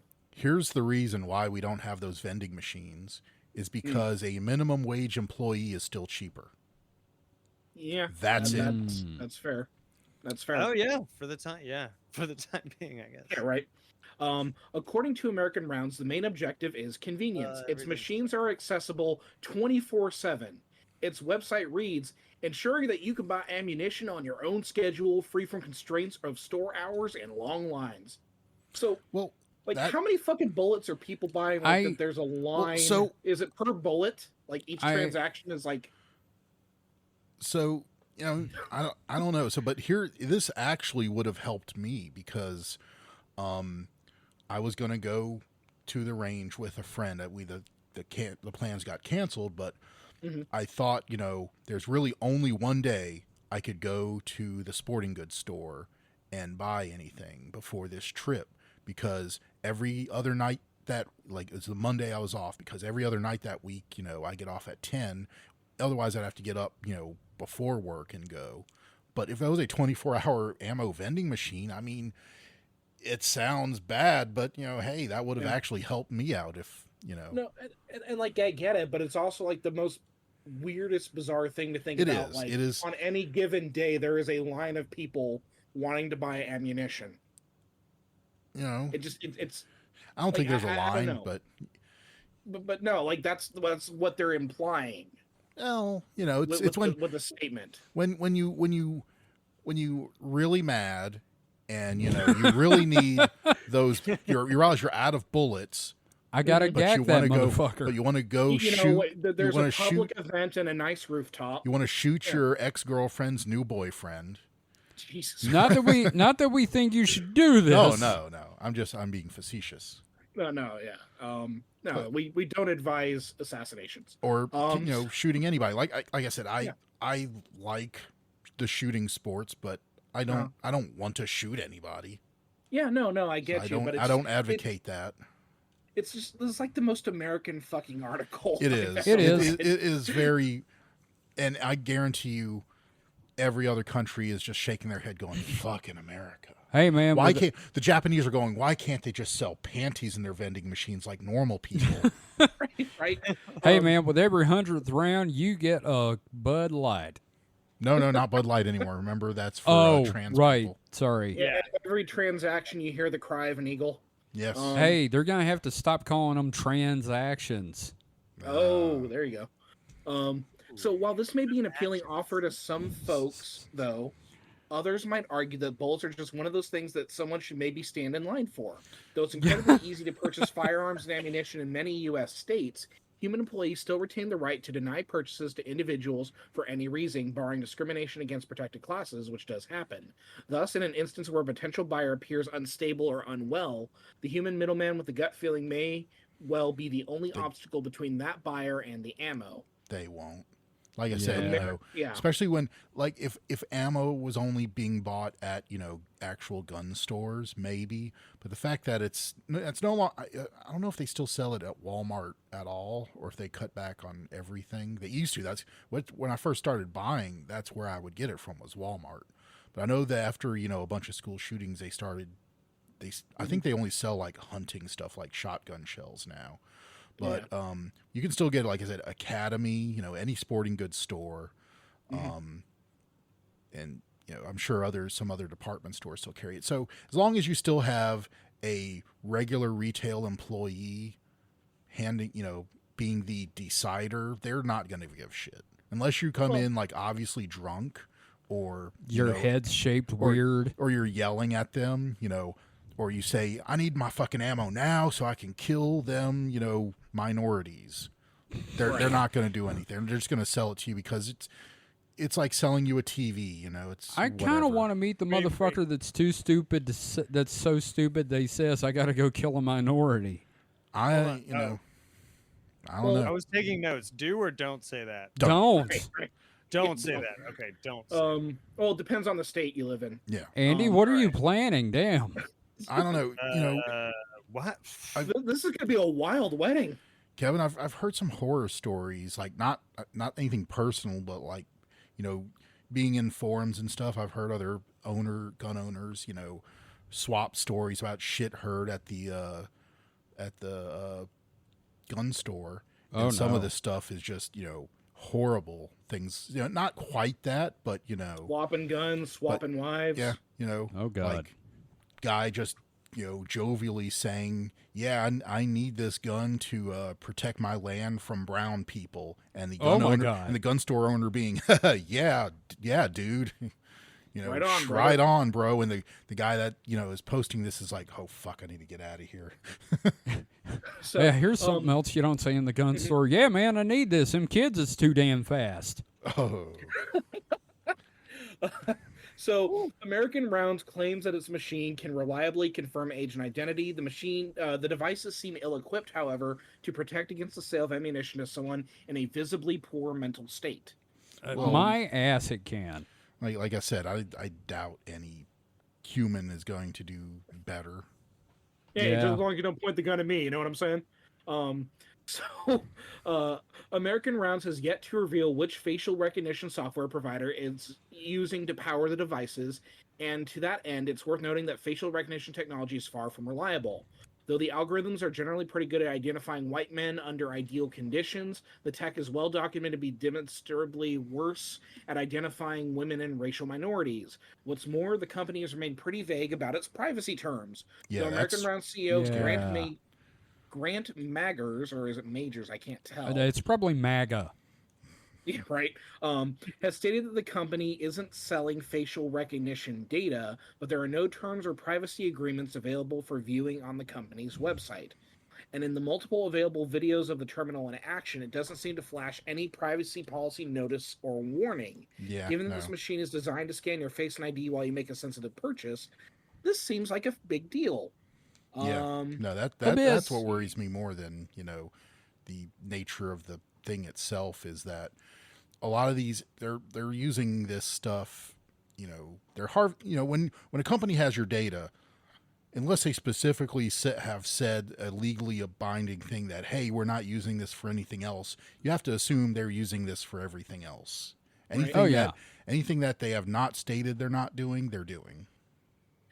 As it stands, the legality of the devices remains unclear, though officials in Tuscaloosa, where the two machines have been installed, told the thread that the devices are in full compliance with the Bureau of Alcohol, Tobacco, and Firearms and Explosives Standards. Newsweek notes that at least one of the devices has been taken down amid a Tuscaloosa City Council investigation into its legal standing. Quote, "It's what the Founding Fathers intended," Tuscaloosa Mayor Walt Maddox joked to the thread.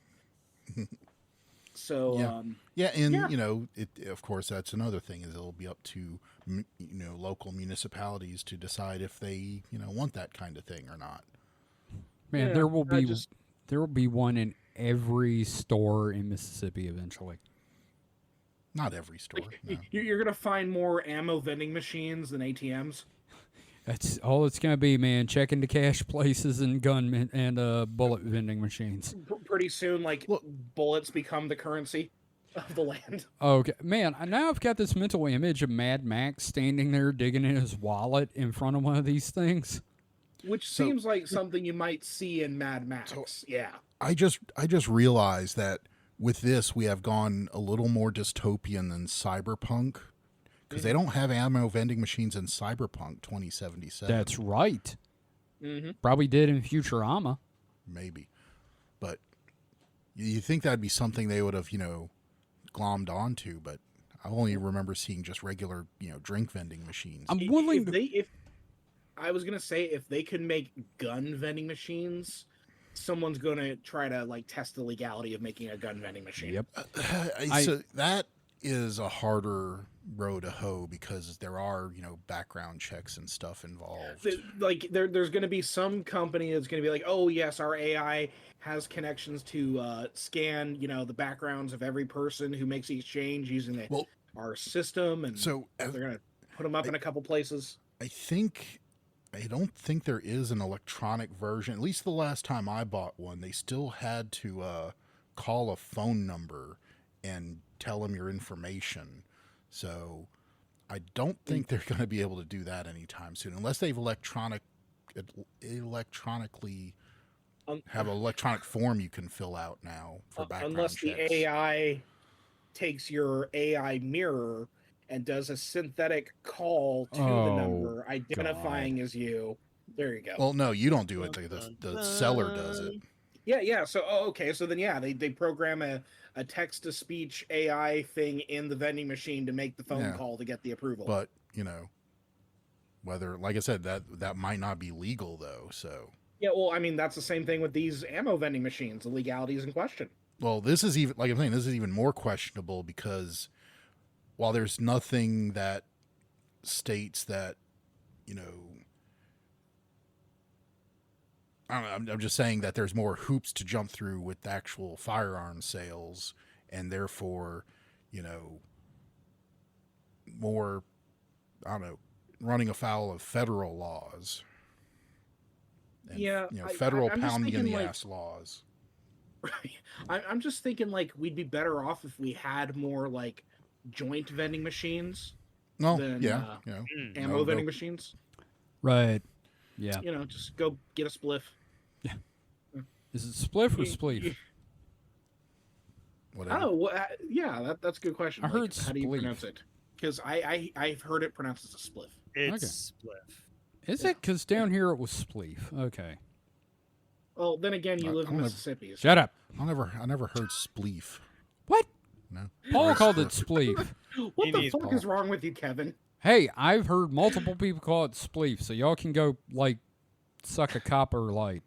All I've I know smoked is that we need high a vending machine triple- for that shit. I've probably smoked high triple-digit spliffs in my life, and I've never heard of a spleef. Did Oh, it we got ever 'em on the talk to record, you? Yeah, we got them on record, FTA. Okay. Or, no, Alright. Yeah. alcohol, ATF, ATF, not F. FTA, fuck these assholes. Man, There you it's go. tired and we're... Man, it's late and we're the tired. ATF, yeehaw. Yep. So, Mike... Wait, who brought that article? David. David That brought was that me. article. Yeah. Thank you for the article, David. I have a lot to say about it. Yep, we kind of did, because it's guns. Mm-hmm. And we all have opinions on guns.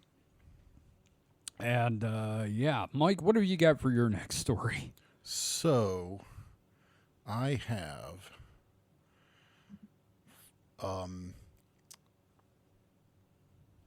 from Gizmodo back in May, an older article, but it's Marines fought each other in ancient Mycenaean armor to see how well it worked. Oh.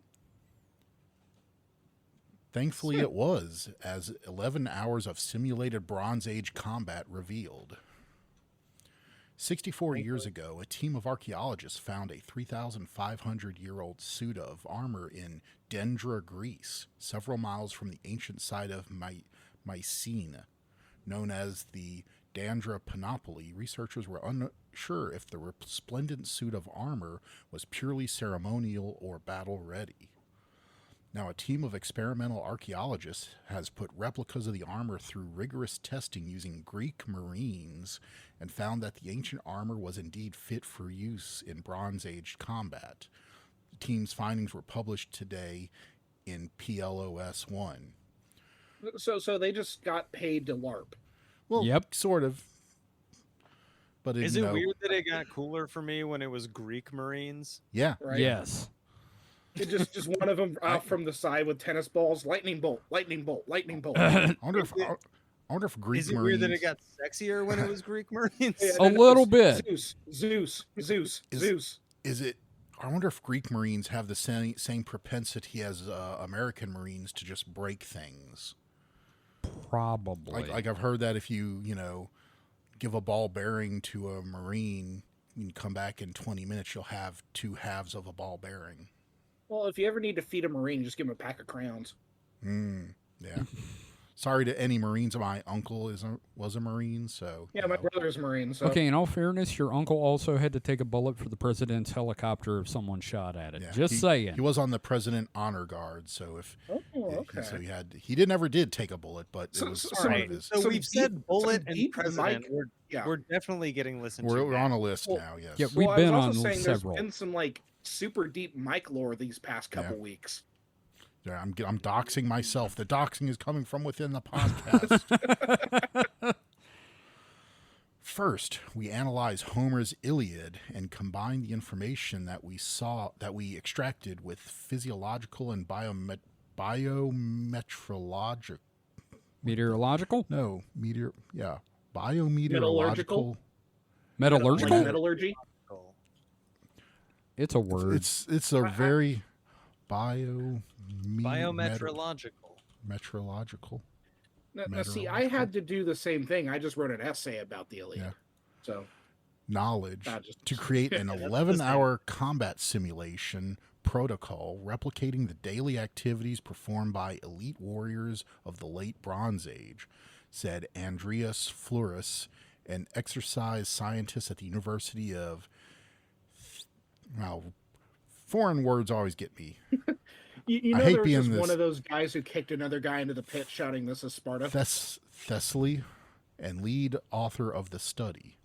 In an email to Gizmodo, the references in Homer's Iliad can now be seen as real memoirs, not poetic fantasy. The study authors recruited 13 volunteers from the Hellenic Armed Forces Marines and ran them through exercises informed by the descriptions of combat in Homer's epic, while in replica Dendra armor made from 95% copper and 5% zinc, the closest alloy to the original bronze possible, the team said in the paper. In preparing the combat simulation, the team considered aspects of Bronze Age warfare detailed by Homer, including the environment in which battles took place, the daily duration of army operations, activities of the warriors throughout the day, the amount of food and water consumed by fighters, and the actual physical characteristics of the warriors. The simulated combat actions included dodging spear throws and strikes, encounters between foot warriors and chariots, and a chariot versus warrior on ship exercise in which the participant shot arrows at close range. The research team weighed the volunteers and took urine and blood samples before and after the exercise module. Do you think they sold tickets to the actual They like should've. combat? Yeah, no shit. The Marines were not physically constrained by the armor during the combat simulation, the team found, nor did it cause particular strain on them to wear it. In other words, while it's still unknown if the actual Dendra Panoply was used in battle, it certainly was designed to be. Quote, the Dendra armor was made for use in battle, not just for show, i.e. for ceremonial purposes, which means that Mycenaean warriors were some of the best equipped in the eastern Mediterranean at the end of the Bronze Age, said Yanis Kaudikakis, a sports scientist at the University of Thessaly, in an email to Gizmodo. The researchers also developed a freely available software for archaeologists to produce simulations of other Bronze Age combat scenarios to promote more insights into similarly ancient conflicts. So, Yeah. armor good. Yeah, and this is, if you look at the article, it is very goofy looking armor.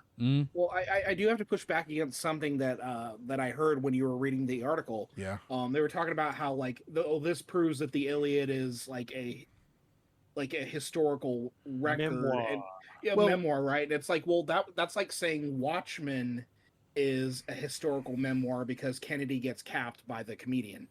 Like, No, I mean, I would say it's more of like that saying it's memoirs is truth is Yeah. bad, but you know, Yeah. it does seem that Homer at least knew some of what he was writing about. Yeah, and like But wasn't wouldn't- Homer wouldn't have- writing like way after the fact? Yeah, he I don't Or am I remember wrong? how long he was displaced from the events, but yeah, like even then, like I mean, he's writing from some like knowledge that he gleaned and everything like that. So I don't doubt the Yeah, he's closer to the accuracy of the source. battlefield stuff. But he Like- could have also been, inferring things based on what he knew of, contemporary at his time military actions. All right. And oh yeah, go ahead, Kevin. Sorry, I'm looking at the armor, Mhm. and the helmet looks like a bee's ass. Yes. And Okay, the wait, where am I very looking? Hang on, I will post a link. It is some goofy looking armor, and it looks like a bee's ass poking out of the top of the armor. Hang on. and it's got a turtleneck that would make Steve Jobs blush. Well, he's got a wee turtleneck. Yeah, no, it's a hell of a thing. Honestly, that's kind of dope looking.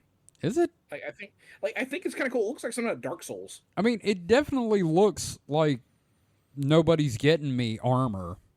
Yeah. And also, I do like the whole neck thing. It's like, we're making something to protect a man. You got to cover my face. Yeah. Yeah, no, It like is- it looks like something out of Dark Souls, dude. Or maybe like low rent Stargate. Oh, Jaffa, Cree. Yeah, no, Oh, that's man. like some high collar shit. That's awesome. Yep. Yeah. I'm Yeah, reading the comments now too. Oh, Oh, no. shit. Now I- make them fight with 100,000 chickens. God damn it. The Were the Mycenaeans boar were tusk very helmets made with real boar tusks. maybe. But I think that's really interesting. I mean, like, that's how you do it. You basically just go, that ain't working. let's test it. Yeah.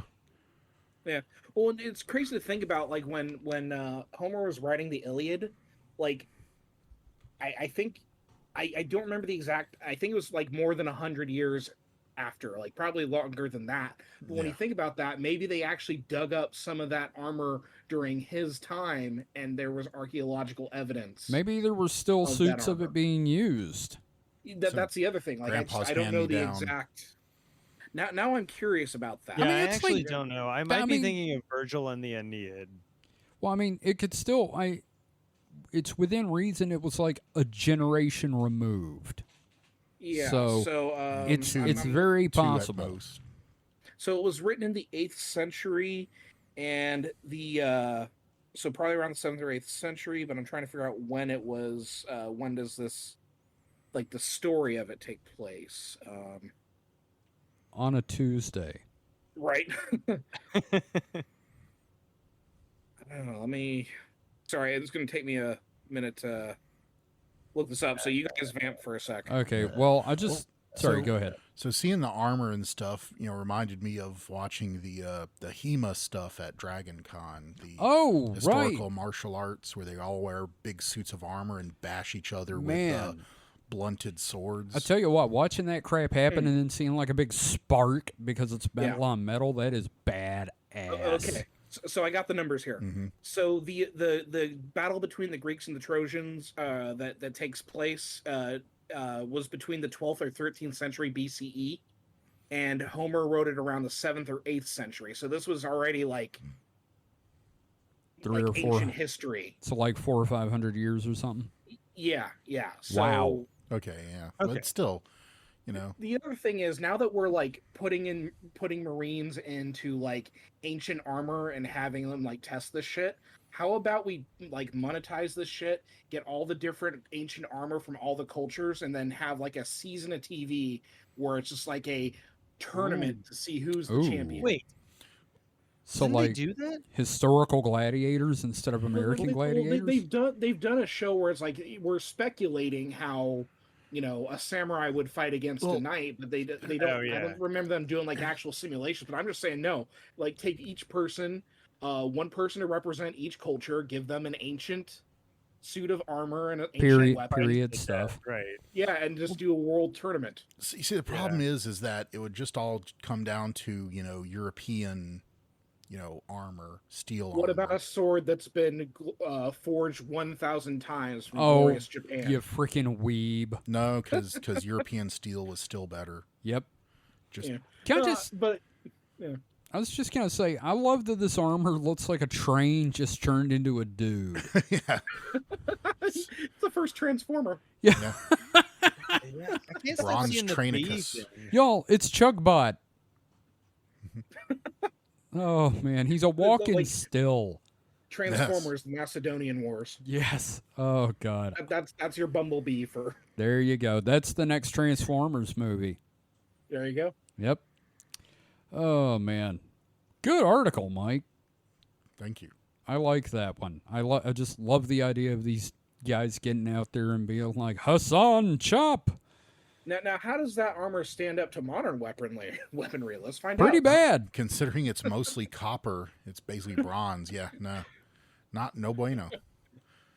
Probably you probably take a Bud K sword and like go to town on this guy. In all fairness, a thick coat will take out a Bud K sword. Well, no, I'm saying a Bud K sword would, you know, decimate this guy. Oh, really? Yeah, because Oh, wow. the bronze, it's copper. It's like butter soft almost. Like against other bronze weapons, sure, but anything steel, freaking, you know, a infomercial kitchen knife would stab through this armor with given enough, you know, thrust behind it.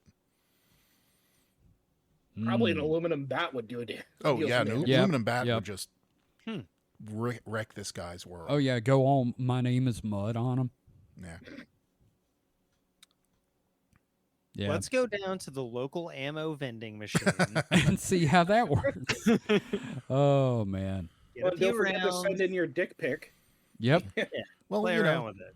well- Oh yeah, while we're there. Yeah. I was trying to buy ammo, and it turns out I got a VD. There's so many things we can accomplish. Yeah, I tell you. Oh, man. Ain't modern life great? Not Yeah. really, but whatever. Oh. Oh, man. What So- you got for us, Andy? All right, let me click off of. I know that I Coprolite. stepped on Kevin's line there, but you know, Yep. I'm the captain now. I Look was- at me. Fuck you. You basically just stole the line out of my mouth. All right, so this is the one that I was imagining there being that like kind of Inception like boom Right. at the beginning of Utopia. So Boom. I'm gonna get like 2 sentences into it, or well, not sentences, paragraphs, but kind of sentences. You'll get it. Before saying what the article title is. Okay. Anyway, here we go. I'm gonna do the thing in post, but here I'm just gonna do it with my mouth. So don't cut that out and use it as something. Gonna do it with Yeah, your mouth. that weak little cough, Yeah. just like the sickly Victorian schoolchild cough Yeah. Don't worry about after that. working in the mill. All right. First, it was Utah. Vroom. Then Romania. Vroom. And California, Spain, Wales, Paraguay. The metallic monoliths began to be found in late 2020 by unsuspecting viewers in seemingly random locations around the world. Have you guys heard about these? You seen these? You heard about these? Is this the obelisks? The article is called "Another Monolith Appears Near Las Vegas. Who's Behind These Mysterious Objects?" Right. It's from under a month ago, so I hadn't heard you talk about it. No, we haven't, but we talked about like the first one a couple years ago, I think. Well, another monolith has appeared near Another Las one. Vegas. And they still don't know who's behind these mysterious objects. But yeah, I can put or you can. Yeah, I just typed in monolith and went to news, and it's one of the latest stories. Wasn't Yeah, I heard Utah, those things are Romania, awfully loud. wasn't Sorry. the first Spain, one Wales, we talked about Paraguay. like part of a like movie? Or something. That I don't had think been we ever left got in the anything desert. solid on it, but I don't know. It seems like if it Monolith. were part of anything, it would be like a even newer reboot of Twilight Zone. maybe. Mike, I'm going to post it in Host Talk, the article, but it is very, very, very similar to that one because it's mirrored. Which I would welcome, for what it's worth. Yeah, no, I think it. Yeah, it was the 3-sided triangular. Yeah, no, it was like found in a kind of not We're a talking valley, about the Utah but one, right? The Mhm. Utah monolith? yeah, Yeah, it was like in a kind of dip in a like what'd you call that? somewhere in like a terrain national feature? park or like state Yeah. park or something. Yeah, it was right? it was a national park. Yeah, it was some kind of park. But yeah, no, and I think it eventually came forward. Like someone said it had something to do with a independent movie, but they didn't want to say much because they knew they weren't allowed to Well, film there, and there- they had one- removed one- it overnight. What one reporter I remember seeing was that like where it was placed was near a place where they shoot a lot of productions, like they were shooting like parts of Westworld and stuff out there. Mm-hmm. So that was one of the stories associated. There was also people were speculating that it was the work of artist. Oh God, what's the name of the artist? Let me look it up real quick. John McCracken. I mean, it seems more like it can't be a production because like it started in 2020. This story is from 2024, like just like under a month ago. Yeah. Yeah. It's a really long production if it's a production. Well, So like yeah, I definitely buy like the artist story more than Yeah. anything else on that list. but I think it's been placed but in it is places weird. where it can be found. Yeah, Well- sure. Like, I mean, the one in the picture here is like up on what appears to be like a mountain or hill or like it's not hidden exactly. So according to It is a Monolith mirror, so, Tracker, you know. yeah, monolithtracker.com, You're since shitting like me. 2020, there's been 246 monoliths that have apparently been tracked. It includes a map and a timeline. Jesus, these things are going to open up and suck the earth into them. So the first one in God, I hope from so. Utah apparently had been there for 4 years unnoticed Oh, until shit. someone found it and they Oh, you know, so posted since about it. 2016. Yeah. 2016, yeah. 2020, 2024. What do these years have in So common? Oh my God. and so a lot of people started visiting it, God damn. and apparently Oh my 4 God. It's the election. I'm so sorry. I'm sorry. That really tickled me for some reason. The whole election thing? Like, yeah, that's just how Yeah. conspiracies start. Yeah. It's So- great. Yeah. but We're to contribute to something awful. 4 Yeah. people Get it going on remo- the Discord and then let it spread. I don't even know what it is yet, but just I was build drinking, you more. son of a bitch. Mike, four, continue. 4 residents of Um, Moab, anyway. Utah, removed the Utah monument and kept it, and then eventually turned it over to the Bureau of Land Management, and that one's currently still in custody. They They arrested put it? little handcuffs on it. Well, Yeah, I mean, it's evidence. So yeah. that's true. Hey, do you think they put it next to the Unabomber shed? I wonder Following what conversation those two objects would have. Oh God. The Unabomber shit that's at the what's it called? The museum. God. Following discovery of the monolith, over 200 similar metal columns were erected in other places throughout the world. Many were built by local artists as deliberate imitations of the Utah monolith. Ah. So, yeah. So, Fakers. Andy, was there more to that article? I mean, yeah, but Do you want to read the rest of the article? most of it. Okay. We I sent covered to it. you guys, and then yeah, we went through. Yeah, so that was pretty much it. Okay. Well, that's cool. Utah, yeah. Yeah. We're going to have to keep an eye on this monolith thing until the world ends. Yeah. So, You know, I just like if you had the money and the resources to do like a fucked up prank like this, what would you do? Like, what is the object that you would place that just to freak people out? Mothman statues with that ass. I was gonna say Everywhere. Enrique. Yeah. And put it on Oh, the side of highways, like in the Ooh. brush. have I told you about the Bigfoot silhouettes that I saw? No. When I went to, okay, here's the thing. When I went to the Bigfoot Fest down in Natchez that time, we're Mhm. driving down, and it's kind of rainy and cloudy on the way down, and it's very foggy and misty, so you can't see very far in front of you. And as we're driving, out in one of the fields, this fucking Bigfoot silhouette appears in the distance, heavily shrouded, and I'm losing my mind going, holy shit, there's no goddamn way I'm on the way to a Bigfoot Fest and actually saw Bigfoot is a wooden cutout of the Patterson Gimlin pose. And as we go, we pass like 8 or 9 more of them on the way into Natchez. Yeah, I was no like- way. I was like, God That's some damn it. great viral marketing. It was pretty good. Mhm. Not gonna lie. It's pretty good. Hey, I did want to tell you guys Yeah. that 4 days after they found it, the police department did remove it for public safety and environmental reasons.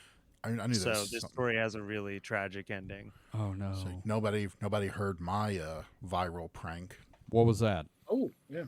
So I don't know who the target would be. People.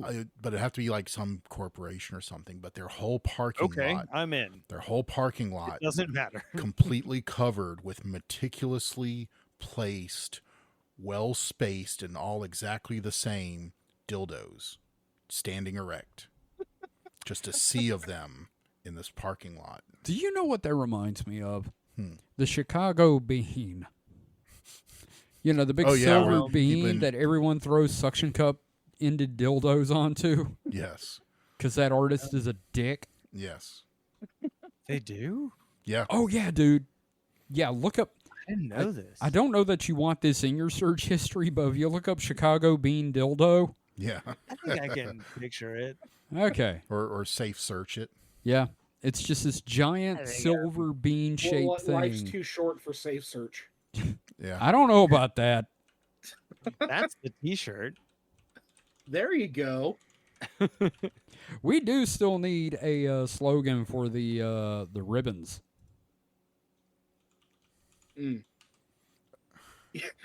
Beanbag dildo. There you go. That's Okay. the slogan. So there's a terrible Photoshop, but there are some good pictures of just one stuck on. What you really got to do is throw it up real high so no one can pull it down easily. Yeah. Makes sense. Yep.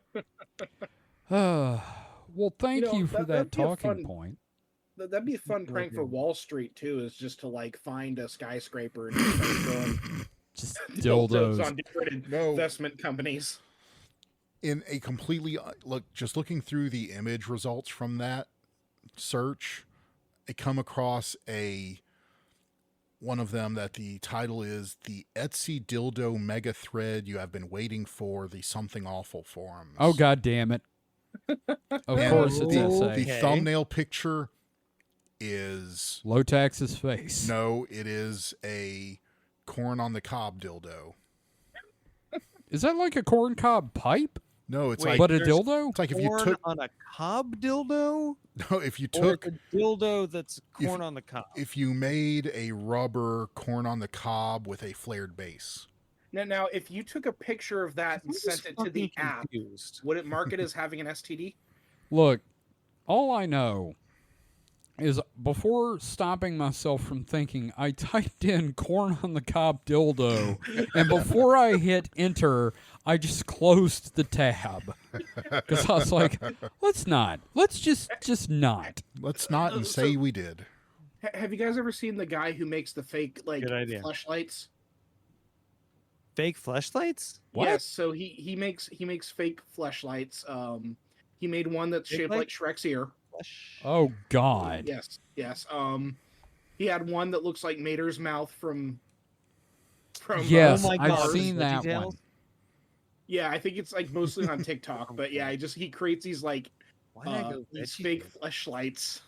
And it's the most fucking horrific thing, but he'll like go through and like he'll be like, yeah, it's got good grip and everything. It's horrifying and hilarious at the same time. Oh, I can imagine. Yeah. So the first picture in that something awful thread is a Rasputin dildo. Oh It's God, his so it's a face. horse. Oh, Oh, so it's his face? I thought it was just a horse dick. No, it's Oh, I was Where's just the going to chat say it was a that I'm life not cast. seeing I all was going to this say it was a in? life cast of his Yeah. actual penis, which is apparently in a jar in some museum. Actually, that was a horse dick. Oh, okay. Well, so that yeah, it was fake. Rasputin. Yeah. Andy, you were saying Yeah. something there and I missed it. What was it? I said, where's the chat that I'm not seeing all of this Oh, in? that's on the website somethingawful.com. They're forums, which me and Mike have Oh. been on for like 20 something years. Oh no, we need to invite him into the Burger King Kids Club chat. The what? Do I You want remember that? the Burger King Kids Club? Yeah? Yeah, no, I was just thinking we do like a chat thread where it's just all four of us. Yeah, because I Oh. was never cool enough for the Burger King Kids Club. Oh, yeah, no, I'm not going to say what I was going to say. I'm way too tired to filter myself now. We should probably... I think of the most exclusive club I possibly could, and that was the only thing that came to mind. Yep, no, I get it. I totally understand that. But it is getting My late. fucking pop culture addled brain. I am gonna fall asleep here in a minute. So I just Andy. did. oh wow. So I'm impressed, man. Yeah, we lost Mike a while ago. Oh yeah. no, I'm here. No, Mike's up for a while, man. He did a story about I'm that. up all night to get lucky. I think he's just. Oh, that was nice. I'm sure he was just projecting. I'm sure he's Yeah. gonna take a nap after this. No, Um, no, nope. he's not. Gonna watch anime. Yep, he's gonna watch some anime. Hey, me too. Yeah, we need to talk about that on Distraction Holders, a new show coming. Anyway, thank you, Andy, for being here. I cannot thank you enough. This has been a blast. It's always fun to have you on. Hey, thanks for having me on. It's been so much fun, as always. Yeah, no, not a problem, man. I need to get some of the other Spooky Dice Bag folk on because that's going to be a good time. We should do a one shot, a supernatural selection themed one shot, where we play cryptids Oh, God. on a quest, cryptid quest. Or we can Yeah, do a I mean, I'd be Scooby-Doo in. style thing where we're looking for a cryptid. So, I'm a yeah. level 3 conspiracy theorist. I'm a level 4 nobody. Yeah. I'm a level 2 victim. Yeah. Yeah. Oh, God. I'm an experiencer. Oh, God. So, thank you, everyone, for listening. Andy, where can they find your stuff? Yeah, so you can find the show anywhere pods are cast, flagged for content, anywhere @ are added. I don't know. Flagged for content with 4, like the digit, the number. What else? I don't know. Pretty much if you search flagged for content, you'll find me. Yep. And yeah, that's it. Best damn flag show on the internet. Yeah. So, Small, niche category, but yeah, but still, there's several. So, Yeah. it's cool. Again, thanks for being on. And thank you, everyone, for listening. If you want to find out more about our show, you can head to supernatpod.rocks. That is supernatpod.rocks. You can find a link to our Discord our merch store, which I am wearing a brand new Enrique the Frog shirt. I highly recommend them. It is cool as hell. You can find a link to our Patreon. Did I say our Patreon? You can find our Patreon. I don't remember. I did say Discord, I think. Anyway, you can find links to everything you need to about the show on supernatpod.rocks. And join our community on the Discord. It is a lot of fun. You'll find Andy there. You'll find myself, David. A bunch of cool people. So, yeah, head over there. Join us, won't we? And we'll see you next time.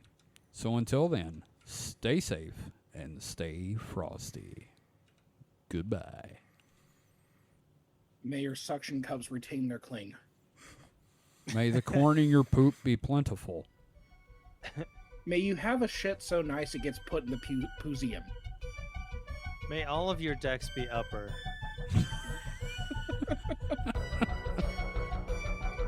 I don't know. I don't have anything. Nice.